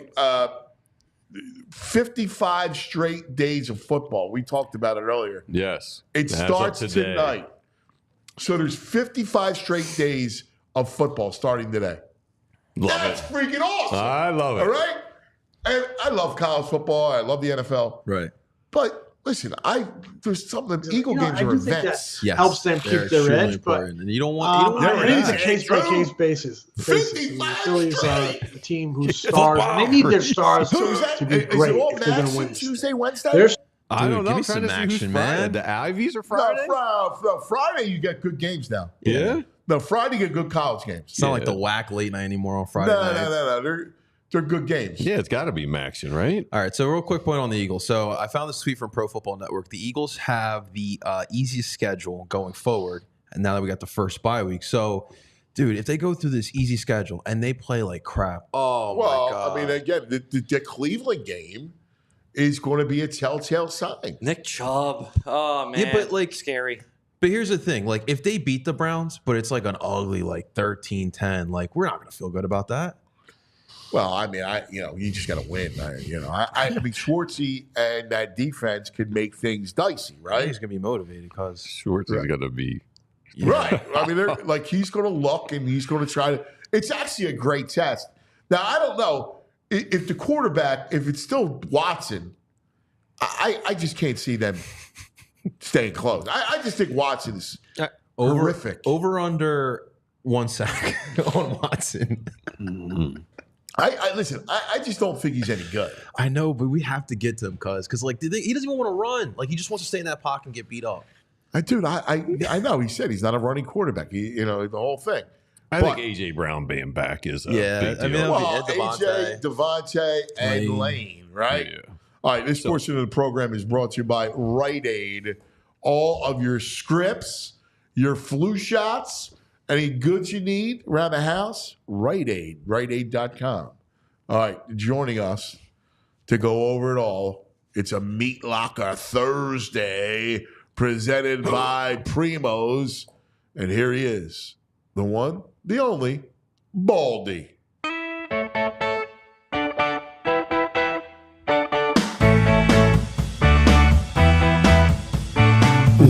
Baldi. Oh, let's talk some football. Ay, Baldi. Oh, he likes meats and football. Oh, Baldi. The young Baldi's the greatest. Oh, Young Baldi, right? That's the piazza, right? And he's got the look, right? Because he just came from the gym. Yeah. He's all swole, pumped up. yeah. He's all swole, right? He just bench 350, 400, right? Throwing it up like it's nothing, right? He's like, I can just see on the beach in California. What's up, cuz? What's going on, guys? Hey, what's Well, happening, Baldi? my brother, first, before we get into all the minutiae and all the NFL, do you get your take on playoff baseball? Like playoff baseball started. Come on, man. I was watching the Brew Crew last night, man. Come back in the 9th or 8th, whatever it was, against the Mets. I mean, I think we want the Mets and Phillies to play. I think so. But I was watching the Brew Crew come back. That young kid, that youngest kid in the league right now, man. Jackson Churio. He's some kind of player, man. Like, wow, he's a talent now. That was something else. Like football guy, he's a talent now. Preposition. I'm with you. And like you saw 2 home runs, right? Yep. Like There's something about the opposite field, right? Over right field like that. Yes. You don't see a lot of kids being able to do that these days. And you know what's awesome about it is that it becomes, you're a guy who loves theater. You have that artistic side of you, the creative side of you. And baseball is just drama. It's high drama in October, pitch by pitch. I was watching a game with this girl last night, cuz, and she's like, "Why are we watching baseball?" I said, "Oh, well, you go to sleep if you're not going to pay." I said, "October baseball. You have to watch October baseball. You don't know what's going to happen. It's the one time of the year where honestly you have to watch every pitch. You don't know what's going to happen, And she's like, "All right." I'm like, "You watch. This is going to get exciting. It's 3-2. We're in the eighth. So you watch what happens." And sure enough, she's like, "Wow, you're right about this." I'm like, October baseball, man. Like, it's exciting. Watching baseball with this girl. Like, either go to sleep or hit the door. We're watching baseball. I gave her the ultimatum. I'm like, Baldi runs his household. You are the true king of the castle. I love that, man. That's how you run your house. We're watching baseball. That's it. She's like, "Isn't there something on Netflix?" Or I'm like, "No, this is October baseball. Watch October baseball." We are not watching Love Island. He's got the whole house hardwired. He's like, "We're watching baseball. Yeah. No other option. Baseball, or we're going to go back in the film room." I go, the guy's throwing 100 miles an hour. Like, nobody hits him. She goes, "How do you know that?" I go, "Look at the screen." Like, now she's like watching the real black box or whatever. I love the fact that you're teaching her baseball too. Baldi's breakdowns never end. You're the greatest, man. You really are. All right, let's dive into this. And as always, during the Meat Locker Thursday, we'll start with the Eagles, and then we'll cover the rest of the league. Okay. But Baldi, is it fixable? And I mean, we're just going to October. The schedule gets lighter. Is what you see fixable? Well, I think offensively it's very fixable. I mean, you get your receivers back next week against Cleveland. Cleveland's defense is excellent. Schwartzy is a great defensive mind. Yeah, he's got talent too. Myles Garrett can ruin your offense on any given play, but it's way more than Myles. Like, they got 3 corners that can flat out love to play man coverage. They got linebackers. I mean, they're a good quality defense.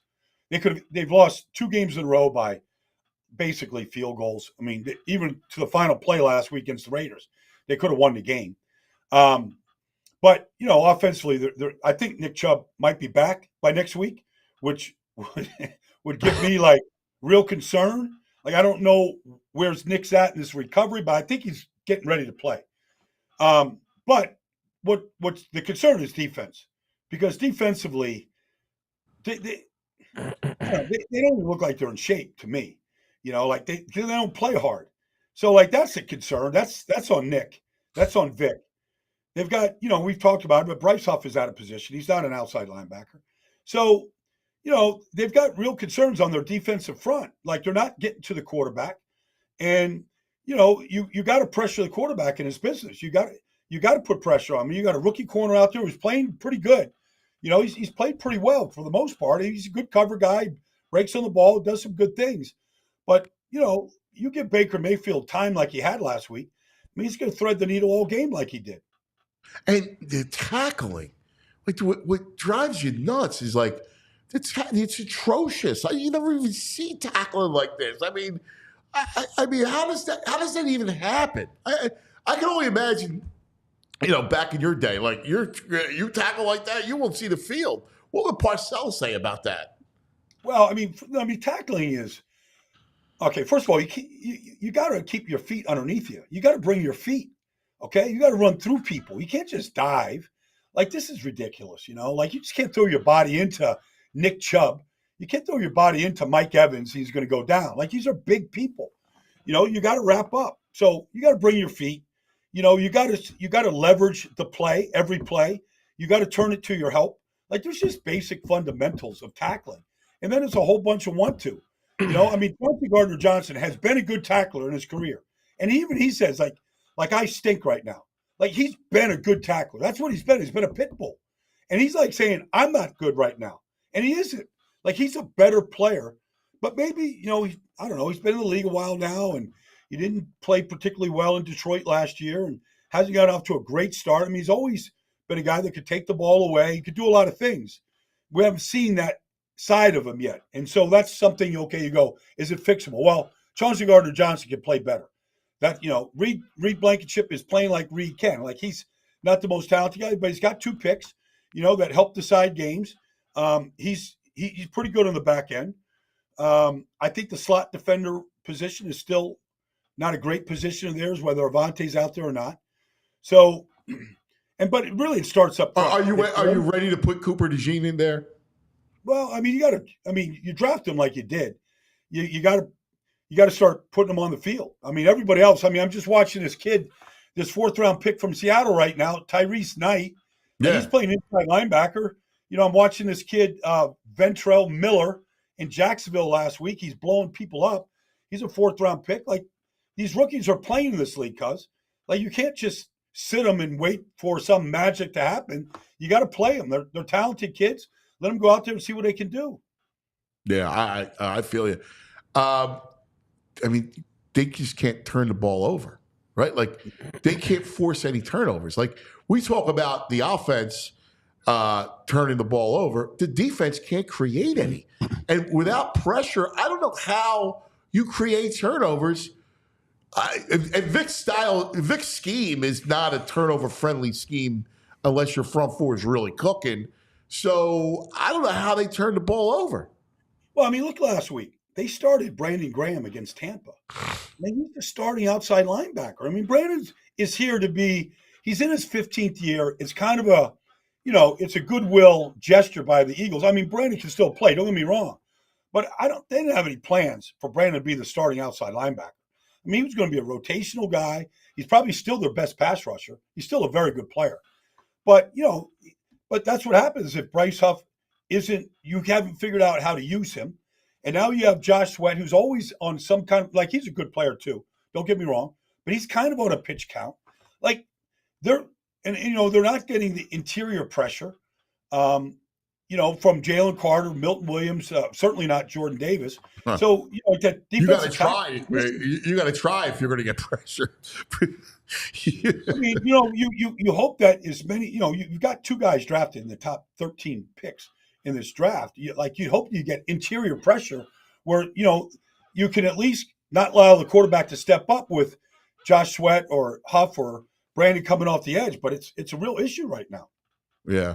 No, it's a huge issue. What are you seeing offensively? There is a stat that Jalen is holding on to the ball among 3.3 seconds, the most in football. Well, I mean, look, A.J. Brown has 5 catches. Okay, like, he's not out there. Like, he's their dog. I mean, he is a hell of a football player, and he basically won the Green Bay game for him at first play of the 3rd quarter. Basically won the game for him. He's a difference maker. Like, you're going to hold the ball if Jahan Dotson or, pick a guy, Campbell or whatever, are out there trying to win their routes. Outside of Dallas Goedert in the last 2 weeks, like, there's not a whole lot you can wait on. You're going to hold the ball waiting to see if anybody's going to get open. Like, they don't have a slot receiver. It's a problem. I mean, you can put Paris Campbell out there, Jahan Dotson.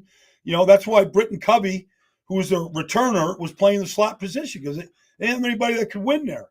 John Dotson reminds me, honestly, I'm not here to bash John Dotson, but, like, he reminds me of Jalen Reagor. Like, he plays small. There's a reason why Washington gave up on him. Like, they've got a guy that we had here, Zacchaeus. Zacchaeus was catching balls against Arizona last week and looked good.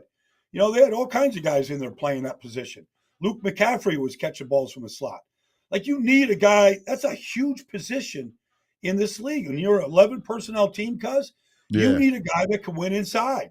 You get matched up against slot defenders that maybe can't cover or linebackers. Like, you need that. That's a starting position in this league. You can watch the Colts with Josh Downs in and out of the lineup. When he's in the lineup, that offense moves because he wins those 3rd down routes, the way that we saw, Julian Edelman or Wes Welker. Like, it's a big position. And they cobble it a little bit with Goddard, or they'll put AJ in there. But if Jalen's holding the ball to that degree, 3.3, which is a long time, part of it, like, who's he throwing to these last 2 weeks? Yeah, without the two of them. I mean, Stafford's not throwing anyone either, but he doesn't seem to be holding the ball as long. I mean, is it scheme? Well, I mean, Sean McVay's the coach in Los Angeles. There's just a difference. I mean, coaching is a difference in his business.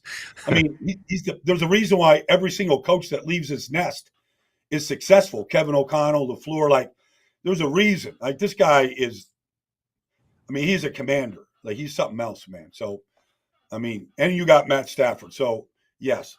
I mean, they are different. Okay. All right. Let's go around the league a little bit, because there's a lot I want to talk about. Okay. First, we'll start in the division. Washington and Jaden Daniels. I mean, I love watching them play. Are they real? Like, is again, you know how guys are. They can start hot, and then all of a sudden there's some tape on you, and you figure it out. Where's Washington? Well, I mean, the kid's completing 82% of his passes. Now, is that sustainable? No, but he's doing it. They have scored, listen, in 3 games now in a row, okay, against the Giants, against Cincinnati, and against Arizona last week. They have scored on every single drive but 2. So not only are they sustaining offense, because here's the thing, is, like, let's just talk Jaden for a second. The guy is as fast twitch as you can be at that position, yet he's never in a hurry. So think about that. The guy can get out of harm's way, but he doesn't rush. No, like there's a calmness about him. Now, I've known Cliff Kingsbury a long time. That guy can design offense with the best of them. I mean, they lose Austin Eckler, who's a hell of a football player. They take Jeremy McNichols, who's on his 19 in 8 years. He's scored 1 touchdown in his whole career. He scores 2 last week. It's like everybody they're plugging in right now, it's working, okay? That's that. But Jaden Daniels, I mean, I'm not here to bash Kyler Murray, but, the difference with Jaden and Kyler is one guy is fully committed and loves to prepare. Is first one in, last to leave. Like, he's all in, and he's an elite talent. And so even if Todd Bowles wants to blitz him every down, he'll run 16 times and get a bunch of first downs. They're a difficult offense to stop. Now, defensively, they're not good. Arizona was terrible offensively. They ran the ball pretty good, but they threw the opening score for a touchdown. They didn't do anything the rest of the game. Defensively, they're not very good. They're not very good on the back end. But offensively, they can keep the pressure on you because they can move the football. And I'm with you with Jaden. I mean, what I love about him, he's always looking to throw. Like, he's moving. Oh, yeah. And he looks to throw. His eyes are always up, downfield. Like, he's a listen, part of it is we remember at LSU, you and I loved him at LSU and what he did. And, like, he's got that ability. I mean, it's amazing. He's better than Caleb Williams right now. Like, you look at it and you go, wow, man, Bears, I think, missed again. That kid's a player. Wow. Well, he's a player, but, I mean, Caleb is working with an offense that isn't anything close to what Arizona has right now. So, the offensive line is they got Tyler Biadasz from Dallas. They have a real center. They're very well coached. Bobby Johnson's a very good offensive line coach. They played a rookie tackle last week. You wouldn't know he's a rookie tackle. They played 3 different left tackles so far this year, but this rookie played pretty good last week. Arizona doesn't have much of a pass rush. But regardless, like, Cliff is a master of being able to anticipate the coverage and how to attack the coverage. He's excellent. What I've noticed last week, which was pretty funny, honestly, when he was at Texas Tech or even in Arizona, his play chart was this big. Honestly, you'd see him on the sideline. He'd have his microphone. He'd have a play chart this big. The play chart now is this big. Wow. I mean, and it's getting bigger, which means he's put more in there. There's more plays for him to call. The quarterback can handle more. Okay, so this thing is going to evolve, I think, quickly, and he's going to be a challenge. Now, they're getting the ball to Terry McLaurin. But regardless, I mean, they're getting the ball to all their tight. They have 3 tight ends. Zach Ertz is there. Zach looks like he's back, like he did maybe that not Super Bowl year good, but he's catching everything right now. He's playing football. Where are the Cowboys? Well, I mean, do they play this week without Micah Parsons? Without Tank Lawrence? Like those are like they play Pittsburgh now, and they might play without those 3 guys. Like that's a challenge defensively. They're already a defense that struggles against the run. But if you take those top 2 pass rushers out, they've never played without Micah since he came to this league. It might be the first game they've ever played without him.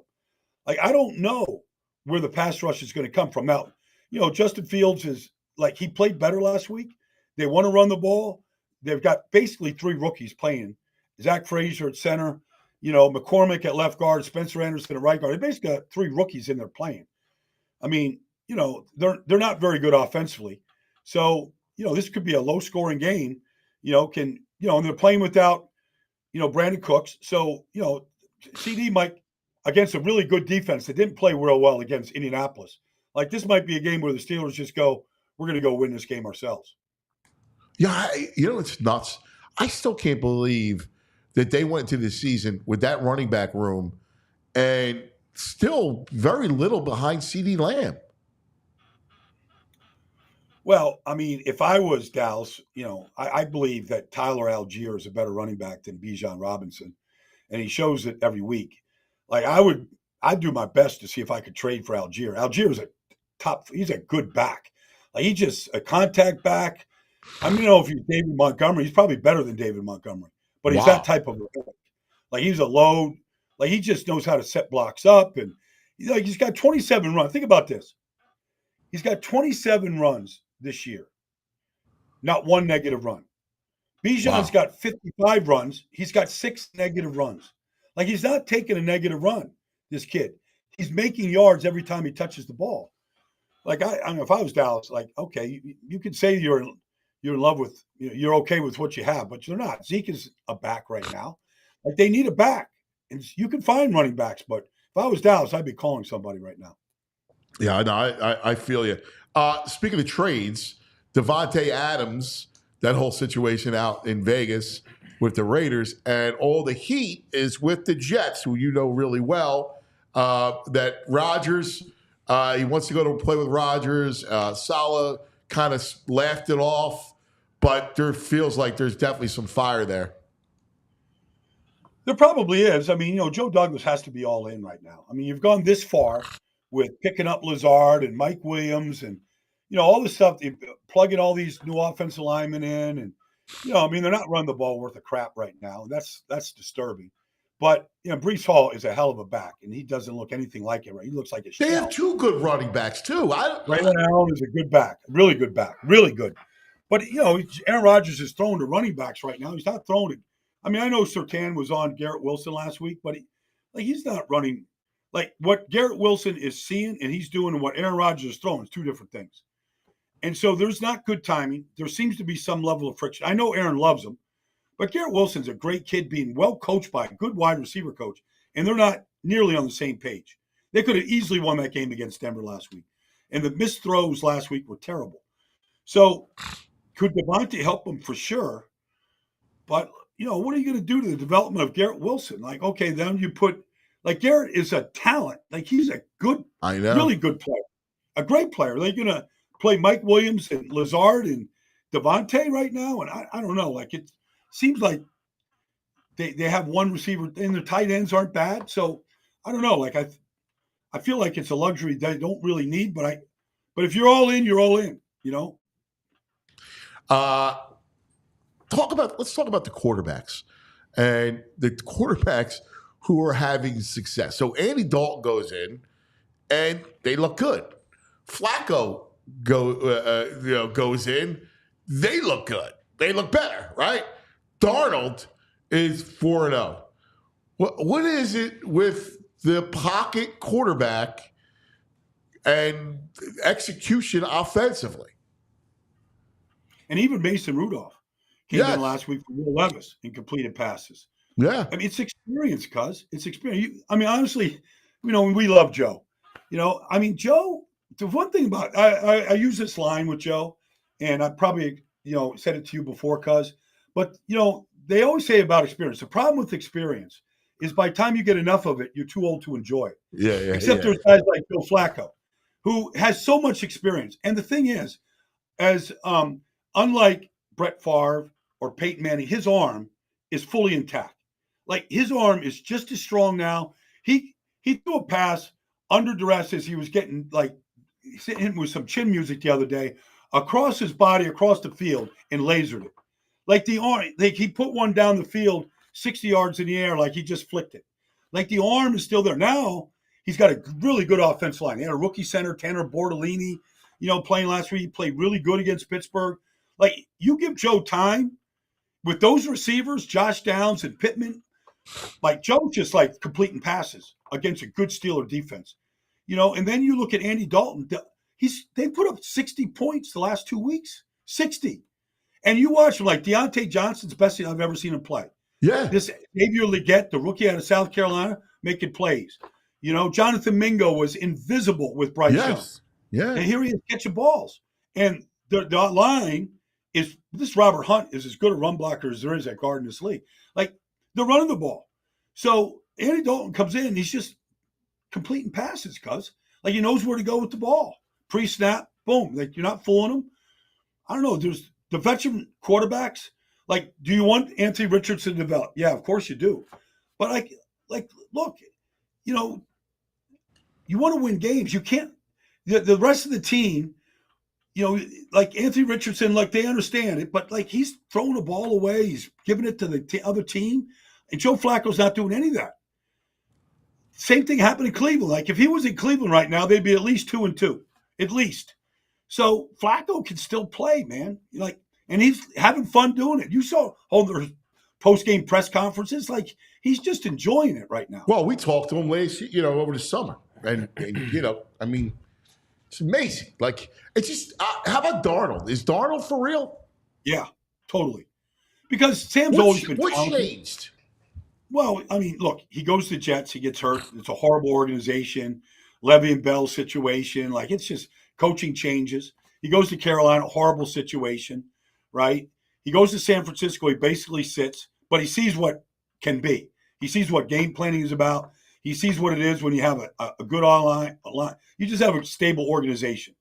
Now you go to Minnesota with a very good offensive line, an elite running back, a great play caller, the best receiver in football, and a defense that takes the ball away.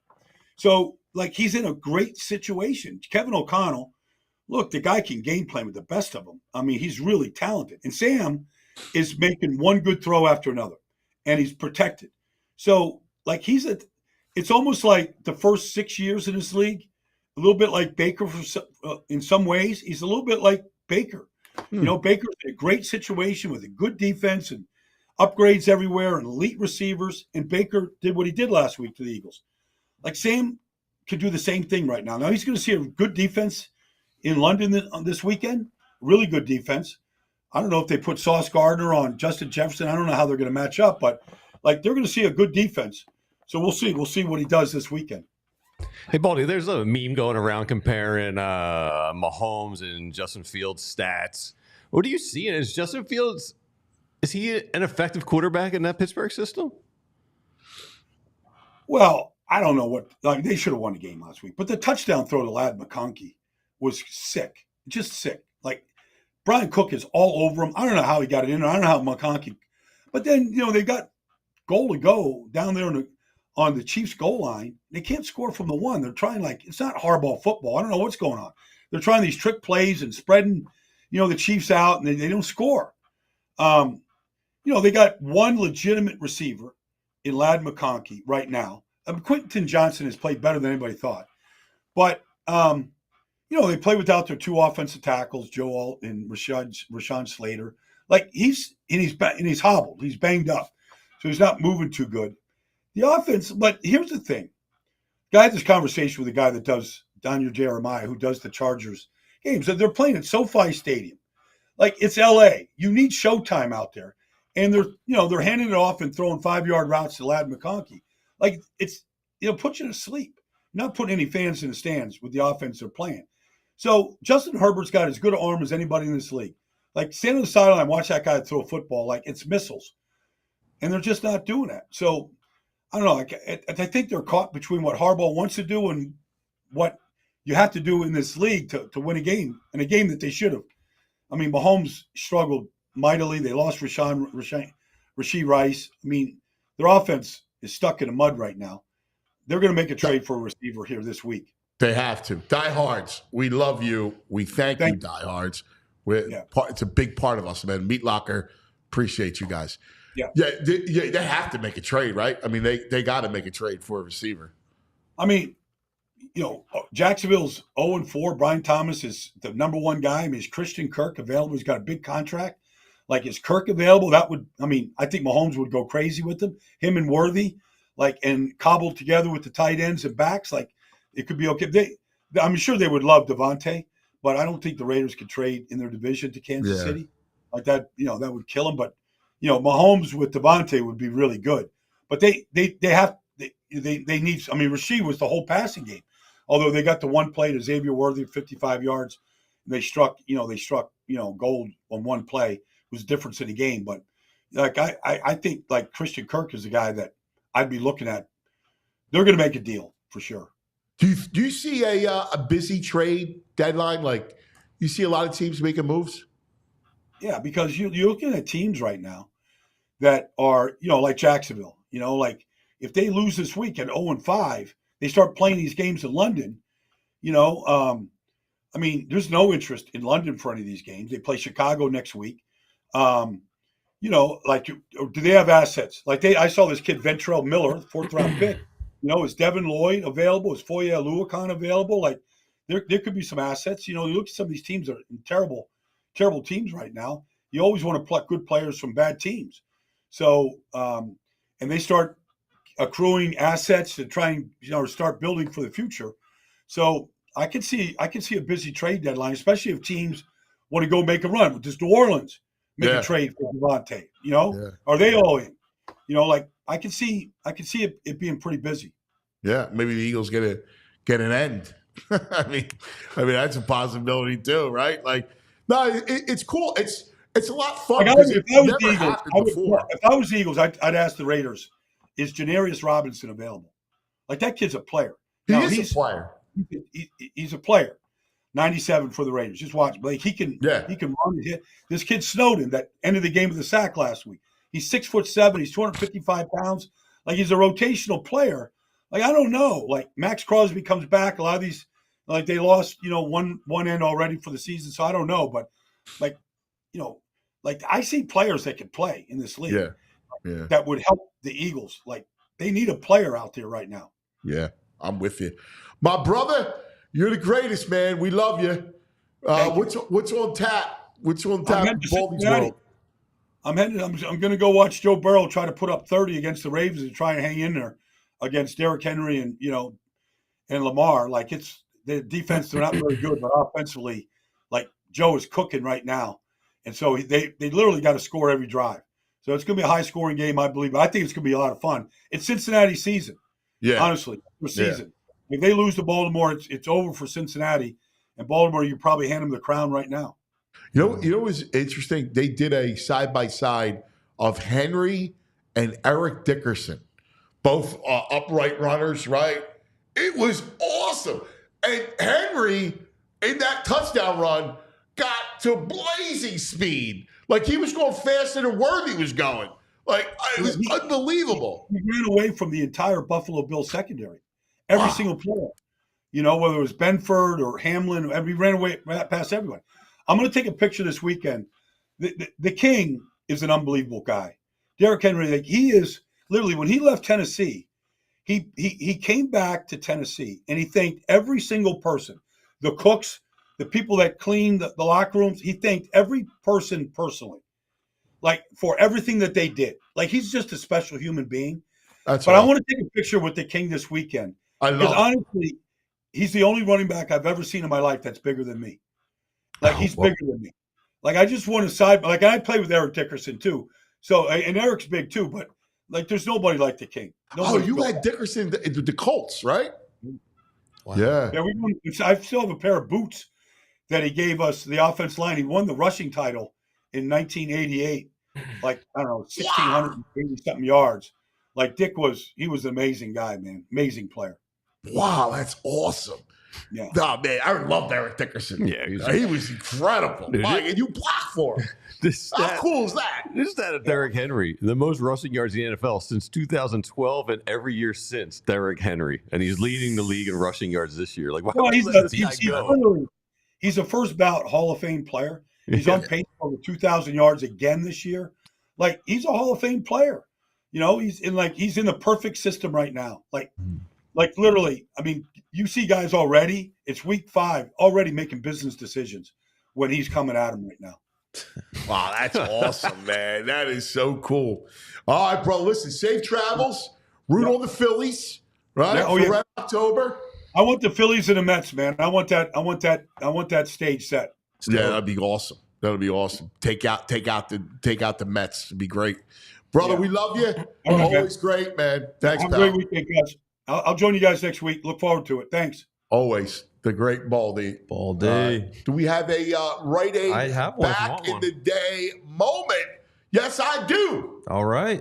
Shouts to Rite Aid. So, cuz probably the moment that started this little run we've been on for the last 3 years. So, on this day 2 years ago, we clinched a playoff spot down in Houston behind Kyle Schwarber, Aaron Nola.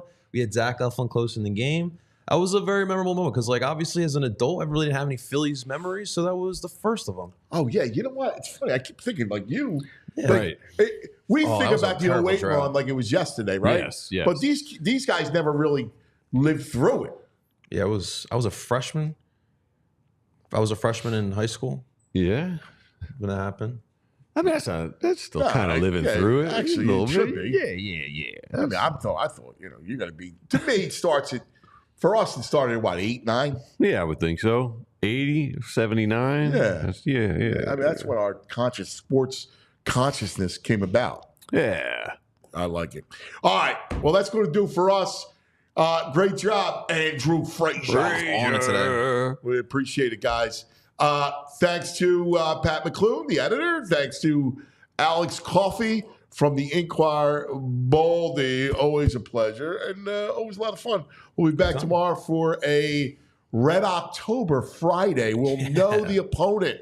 So we will get nuts tomorrow. Get nuts. That's it, man. On a Friday on the bye. It's not a bye for us. Red October starts Saturday. So everybody have a great day. We love you. We'll see you in the morning. We all silly like the mayor.